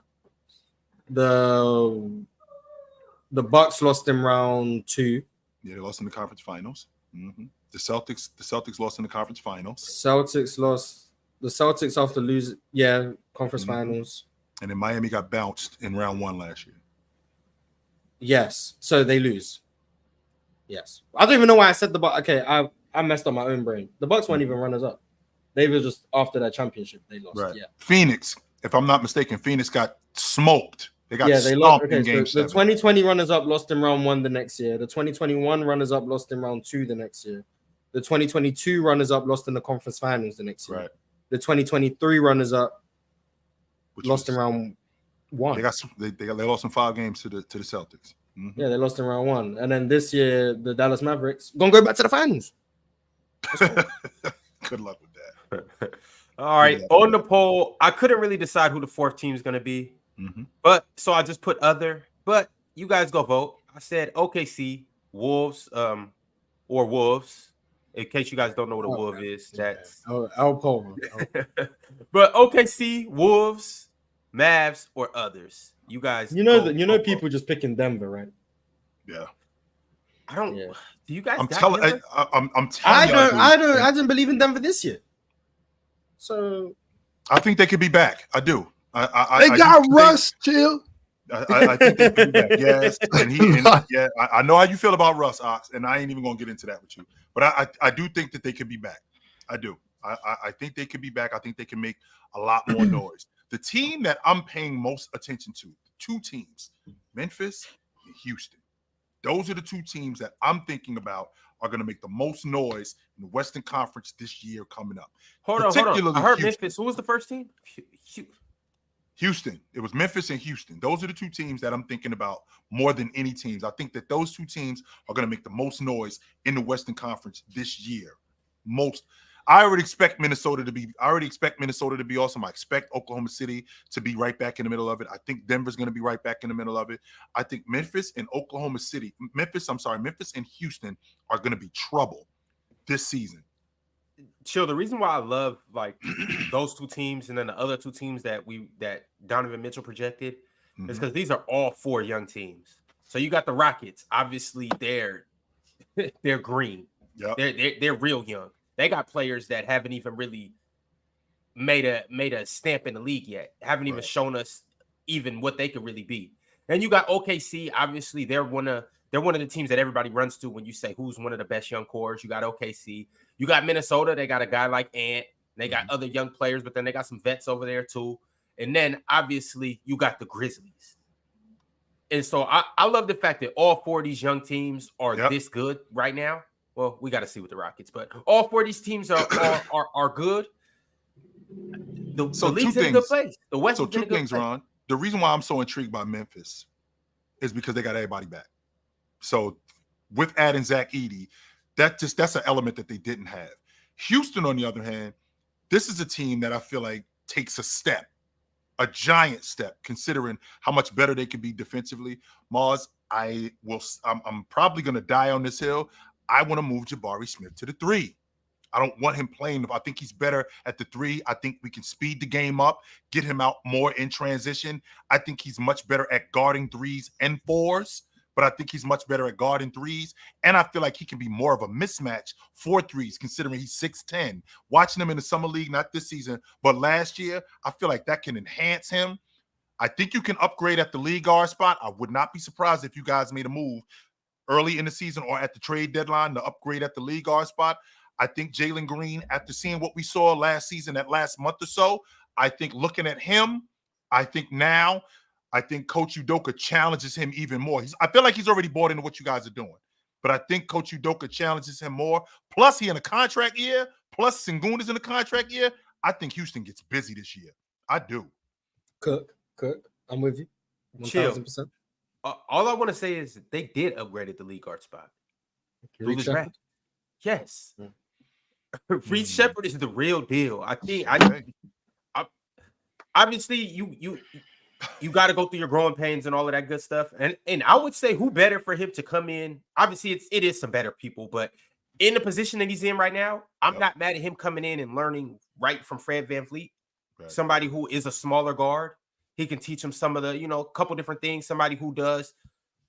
Fred VanVleet's just a good person for him to learn from and to come in and play under him a couple games. But I think by midseason, he's already an upgrade over Fred VanVleet. We're going to see, especially this season and especially moving forward. We are going to see. Of the teams that I feel like go the other way, Mars, I'm not sold on New Orleans. I wouldn't be surprised if they didn't make the playoffs. I would not be surprised if they didn't make the playoffs. That would not surprise me one bit. Yeah, I wouldn't be surprised. Yeah. I think they might. I'd probably have them in my way too early predictions for the playoffs, but I wouldn't be surprised if they didn't make it. I still need to know what they're doing with their center spot. I still need to know. I don't know what's going on there. So, but yeah, I wouldn't be surprised. But someone has to miss out. Washington was smart with grabbing Valanciunas because they got him on a cheap deal, and they'll be able to move him out. I think he's gonna be on a playoff team before the season is over. I don't think they keep him. I do. I think he's gonna be on a playoff team too, Chill. Yeah, the Wizards. Yeah, the Wizards. Yeah. This season, you think the Wizards make the playoffs? Yeah, I've been saying that. I think I don't think they're gonna make a crazy run or nothing like that. Just making not the play in. You think they make the playoffs? Maybe by way of the play-in. Either way, I think they're going to be when it's all said and done. I think they'll be a top 8 seed. Oh, it is rumors and speculations going around that Valanciunas won't make it past December. So essentially, he will get traded. I'd be surprised if he was there by the trade deadline. I would be. But all right, y'all. Play-in.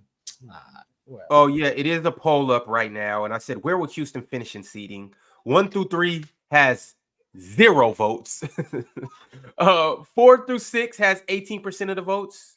Play-in has a whopping 63%, and lottery again has 19%. So you guys go vote on that poll. While you're voting, you already know the drill. Go like the video and subscribe as well if you haven't already done that. And if you haven't done that, I don't know what you are doing. I don't know where you've been. I don't know where your mind's at, but you need to get it together. While you're getting it together, I'm going to get onto these super chats. Brian Holiday said, Mars, do you think that Kai Havertz, am I saying his name right? Kai Havertz should be Arsenal's striker going into next season? Or would you rather see someone else? Mars, didn't you tell us not like 6 months ago that you are not watching football? You have I don't not know how many football. times I have to say it. You have not watched football. You are not watching football. You are not interested in it. So anything he tells you, he has no idea what he's talking about. I don't even know strikers that are available, so I couldn't give you an answer. So yeah, Mars, sure. Give people their money's worth and stop withholding your football. I mean, I tried to give people their money's worth by telling them stop asking me about football. I tried. I don't know. Said it. Like, I don't know what to say. I don't watch it. I don't know what strikers are even available to say who would be an upgrade and who wouldn't be. I don't know. So sure, keep Kai Havertz. I don't know. And that's not to say that Mars doesn't know football, because I heard Mars talk football, but I'll make it sound convincing. All right. Desto chiming in, man. Shout out Desto. Tapping in with the super chat. He said, what y'all think about Franz's contract? Franz has great potential, but he has to find his jump shot again in order to become a star. So when you sign a guy like that, very much like what Detroit doing, okay, now you've established who your franchise guy is. Ox, if I'm not mistaken, what is Franz? 23? Something like that? 22, I want Yeah, to say. he's young. He's 20. Okay. Yeah. Okay, so we got time with him, and they've established that he is their guy in terms of their franchise play. They've established that. I like the fact that they signed him to this money. You guys looking at the money going, yo, they got to win an NBA championship. 2 years ago, y'all wasn't caring about Orlando. Y'all couldn't care less about Orlando. Orlando was a top 5 seed last year. Young team, they're getting better. They've established who their franchise player is. France is getting better. I got some people up here telling me France is their best player and not Paulo. I got some people up here telling me that France is their best player. So I don't have a problem with them establishing who their franchise player is, paying him, and building around him and them getting better. I don't have a problem with that. Building around him and Paulo. Both. Mm-hmm. Yeah. The one thing I don't want the Magic to do is to expedite their timeline in pursuit of trying to chase a championship today. Like, it's very few scenarios where you guys can win a championship this year. Next year, I'll leave the year out of this. After that, 3 years from now, out of this. But this year, next year, it's slim that you guys win a championship. Don't sell your youth away. Don't try to put too much pressure on Franz and Paulo. Once again, like this series last year against Cleveland, those guys needed to go through that. Paulo needed to have a bad game 7 down the stretch and, go. Ron, how far away are they, Ron? That's my question to you. Challenging, I don't mean the NBA championship, Ron. I want to make sure that I'm clear with you. I don't mean the NBA championship. How far are they from legit challenges for the Eastern Conference championship? I would say 3 years. You think they're that far away? Not this year. I mean, it's Boston. Like, how far away are they from being as good as Boston? That's the question. I'm gonna say in About 3 years they give Boston a legit run for their money. Now, let me ask you this, Mars, because again, we already seen that they've already put up that Boston Celtic team for sale. They paid everybody. Do we know what this Boston team is going to look like in 2 years? Are they still going to be together? Are they going to keep everybody? Well, they tied everyone down. So if they're not together, it's because the owners don't want to pay luxury tax. Right. But if we want to project, who's going to be together, then I mean, that does matter. We then we got to project it for Orlando too. We don't know who's going to be on the team. We just know Paulo and France, which is their everyone franchise. Knows. Is Jason Tatum and Jaylen Brown still going to be in Boston? Now, Suggs is, I think, if I'm not mistaken, Suggs is still under the rookie deal for 2 more years. He got drafted in 2020. Was it 20? 21. Okay, so he's got 1 more year left on his rookie deal. He's the same as Jalen Green and St. Okay, so he's got 1 more year left on his rookie deal. Let's see. They got Anthony Black on his rookie deal, and he's a Yes. huge part of what they're doing. What's the plan with Wendell Carter? I think they could upgrade at the 5 spot. I'm not a big fan of Wendell Carter. I think they could upgrade. I think they can upgrade at the 5 spot. So, with that being said, what's the window for the Boston Celtics? How much longer are they going to be together? That's the $1 million question. A while, in my opinion, a Mhm. while. Well, I JT and JB for a don't think while. they're far away, y'all. I honestly don't think they're far away. Let me ask you this, Ox. Do I look at the Celtics like I looked at when I saw Shaq and Kobe in 2000? I was like, all right, these dudes going to be around for a while, so I better get used to seeing them. They're not going nowhere. You can look at them that way, but you don't look at them like Shaq and Kobe. No, not that good. Yeah, that's what I was gonna say. I look at them like they're gonna be around for a while, but I don't look at them like, oh, they're not that Shaq and good. Kobe. They're very. If you ask me, the Celtics are, with what these other teams are doing, the Celtics are very beatable. The Knicks could beat the Celtics this year. You know what I'm saying? Milwaukee. That's what I'm saying. Maybe not this season, but it's not gonna take them 3 years. It takes a simple move. Like I wanted Orlando to try to go get Isaiah Hartenstein. You know what I'm saying? I thought something like that. I'm thinking maybe DeJounte go to Orlando, get those other point guards out of there. You know, get them out of there. I think it's not going to take much for Orlando to be ready. Like Franz and Paolo, I think are ready right now. You know what I mean? I think those two particularly are prepared to go to war with anybody, especially after this last playoffs. Like you said, Ron, it don't take too much for players of that caliber to understand what it takes. Once you get your ass kicked a couple times in the playoffs, you know what time it is. You know what I mean? So I think Orlando's right there on the cusp of challenging. I don't think they're ready for a championship yet. I don't know if they can even win the East, but they are a force to be reckoned with. Those two dudes down there. And my thing is, I don't care who's better between Franz and Paolo. They're on the same team. Yeah. You know what I'm saying? And they both are dope. Those are those type of conversations that people just have just to be petty. I don't care who's better between Franz and Paolo. Do I think Franz is better? Sure. But do I care if Paolo's better? It don't make me none. I don't give a damn at all. They're both dope. You know what I'm saying? So I think Orlando is right there. It might take 1 or 2 more moves, but Franz and Paolo are ready now. That's my opinion. Even what you saw in the playoffs? Yeah, that's even more reason why I think they're all. I think they're good enough already. But that playoff run is going. That helps out. Right. Yeah, I was actually impressed by what I seen with Paolo, and even Franz too. Like, I expect them both to get better. Like from what I seen from them at 22 years old, 22 and 21, for them to go out there and compete with that Cavs team like that. The Bucks, obviously, it was an asterisk next to that series, but they still looked very good in that series. I was thoroughly impressed by these young kids coming in and playing that well, and so like I said, I'm not trying to play them cheap. I just don't see in this year or next year, then we can leave the Celtics out of this. Can they get with the Knicks? We know what the Knicks just did. Mm-hmm. Can they even, are they ready to thump with the Knicks right now? Mm-hmm. I don't think they're quite ready for that. Are they ready for the Bucks at full strength? I don't think they're quite ready for Giannis. They already lost to Cleveland. In Dame. They lost to Cleveland. So got their whole crew back. Keep them on the table. Yep. And Cleveland was undermanned too. They didn't have Jared Allen. And then also, furthermore, can they get with the Sixers? Sixers just got Paul George. The East is still strong. So they're a couple years away, in my opinion. Plus the right additions. They need a guards. Definitely. Or Anthony Black to develop. Anthony Simons. But they need scoring at the guard position. I like Anthony Black, but I think it's him, Mars. That's Anthony Simons. Nope. That's Anthony Black.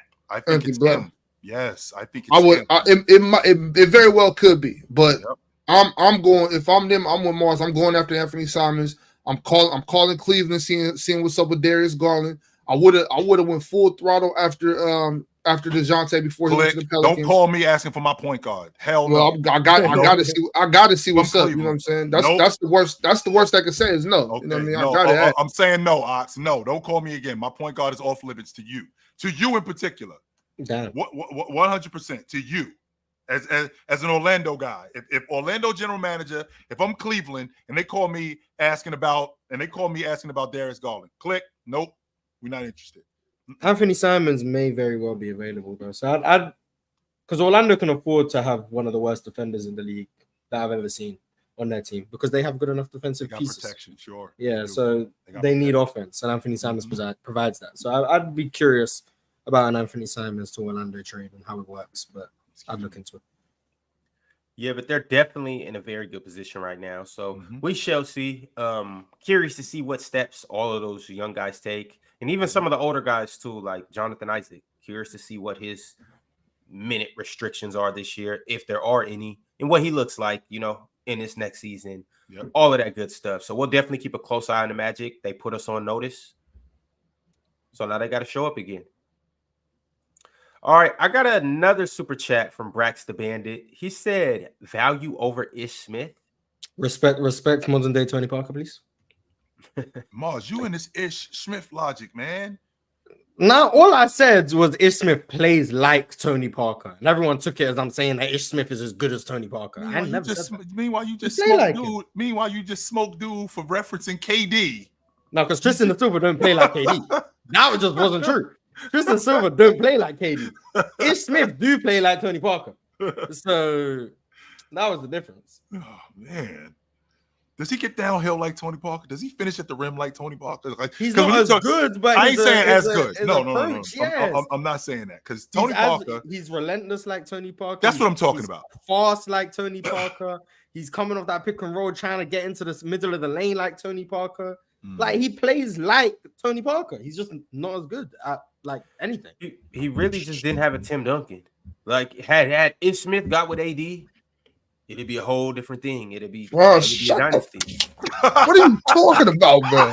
And Ron, you know, I love Ish Smith. You know, Ron, I trip off Ish Smith, but bro, stop it, bro. All he needs was AD, man. We just want to act like Ish Smith ain't playing next to who was on that Philly team in 2016? Hollis Thompson. That Philly team was garbage. Let's chill out. Yeah, that Philly team was trash. Yeah, right. Yeah, that Philly team was trash. You know what, chat? All this word salad and word buffet and word whatever you want to call it got me kind of hungry. So we're gonna take a quick lunch break. What up, PC Nation? Warmer, sunnier days are calling. Fuel up for them with Factor's no prep, no mess meals. Meet your wellness goals in time for summer thanks to the menu of chef-crafted meals with options like Calorie Smart, Protein Plus, and Keto. Factor's fresh, never-frozen meals are dietitian approved and ready to eat in just 2 minutes. So no matter how busy you are, you'll always have time to enjoy nutritious, great-tasting meals. Make today the day you kickstart a new healthy routine. What are you waiting for? With 35 different meals and more than 60 add-ons to choose from every week, you'll always have new flavors to explore. Crush your wellness goals this July with dietitian-approved meals and ingredients that you can trust. Make your day delicious. From breakfast to dessert, stay fueled with easy, nutritious options. Treat yourself to restaurant-quality meals that feature premium ingredients like filet mignon, shrimp, and blackened salmon. Keep kitchen time to a minimum. Factor meals are ready in 2 minutes. No shopping, prepping, cooking, or cleaning up. Enjoy effortless support for your lifestyle. Choose from 6 menu preferences to help you manage calories, maximize protein intake, avoid meat, or simply eat well-balanced. Head to factormeals.com/playerschoice50 and use code PlayersChoice50 to get 50% off your first box plus 20% off your next month. That's code PlayersChoice50 at factormeals.com/PlayersChoice50 to get 50% off your first box plus 20% off your next month while your subscription is active. Dub word Factor meals. Good, yo. Yeah, they get busy. But for the record, Mars, that Still waiting for my shipment. They was actually worse than garbage. Respect the 10 and 72 Sixers, please. Garbage. They were worse. They were the garbage that didn't make it into the garbage. That's what they were. Nah, I respect rookie Jahlil Okafor. Rookie Jahlil Okafor and Elton Brand and Isaiah. Yeah, Elton Brand was on that team. Give me a break, Mars. Come on. Carl Sampson was on that team. Nick Stauskas was on that team. Oh, God. Shout out Nick, man. Hey, get shout out to one episode. Shout out Nick Stauskas, man. They're terrible. Carl Landry was on that team too. Yes, he was. For sure, shout out Carl Landry. They got some names. They got some names. I don't know what to tell you, man. And Ish Smith was just finding them, just diming up. Yeah. Alan L sent through a super chat, and it was straightforward and to the point. He said, "L Ox." Get it, Ox. Get all the dough. Get all the. Chill. If I Get all uppercut the Allen, if I uppercut Allen there, he'll never be the same. Alan L, he got a couple sticks of bubble gum. He got 2 quarters, 2 dimes, 38 1 cents nickel, in his pocket. and That's about 38 cents pennies on the ground. That's it, Ron. I'm looking at That's- it. 38 cents. That's what I'm saying. Like, I wouldn't even try to tap his pockets for his lunch money. He got 3 quarters in his pocket. He just gonna piss me off. He got 3 tickets from the fair he was at yesterday, and a bunch of lint. Which is kind of crazy too, Ox, because I know that 3 quarters doesn't sound like a lot, but I remember when a Snickers bar was like 75 cents. I do. Oh, nah, for sure. How much is it now? It's like $1.50. $1.50. No. Yeah. If you getting the little one, yo, them candy bars done went up. They're more than that? Yeah, like Wait, $3, yes, like Lord. $1.50, Yeah, $2. they're like- I'm talking about the regular size one. I ain't talking about the. I ain't talking about the big one. The big one's like Chill. $3. Chill. You gotta buy them in the bulk from $2. Costco. I'm pretty sure Snickers bar is like $2 plus Right now. So, Yeah, Mars, it's crazy over here right now. mhm. So how you have so many fat people if it's so expensive to be fat? You would think, right? Fat people got money. Mars, I don't know where they're getting from. Fat people got bread. They sit I around mean- eating all day, ordering DoorDash, just eating all day. I don't know how you stay in the house all day and got money for DoorDash and all that type of shit, but they doing it. I'm talking about Mars. straight gluttony, Mars, like just straight gluttony. Every time you turn around, Ox, somebody from DoorDash is at their crib. I'm talking Mars. I'm talking about the Order. type that I'm talking about the people that make noises when they eat. You know, either you know them type of motherfuckers, Mars. Should be crazy, bro. I mean, Mars, you would ask, how do crackheads get crack? They don't work. You know, like They work. There's for that money. there's a lot of They fucking might be off the crackheads, grid, you know but they what I'm saying? working for that money. Yeah, I'm talking about it's a lot of crackheads that got jobs. You know what I'm saying? It's them other motherfuckers, other people that don't. You know. Unlike Ox, I love fat people. I'm gonna keep it a being. I love fat. Yeah, Ox, you got to stop hating on fat people. I never had on fat people. It's it's a lot of fat chicks that be pretty that you look at and be like, man, she probably smell hella good and cook good. You know what I'm saying? So Ox be hating on me. So first you hate on me because I don't hoop. Now you hating on me because I'm fat. See me and Ox, man. I thought we were close, but he just hating on me. It's crazy. I'll never forget this for as long as I live, Ox. I was 19 years old. I was a freshman in college. I met a chick. She was probably a 14 or 16. She was fucking beautiful.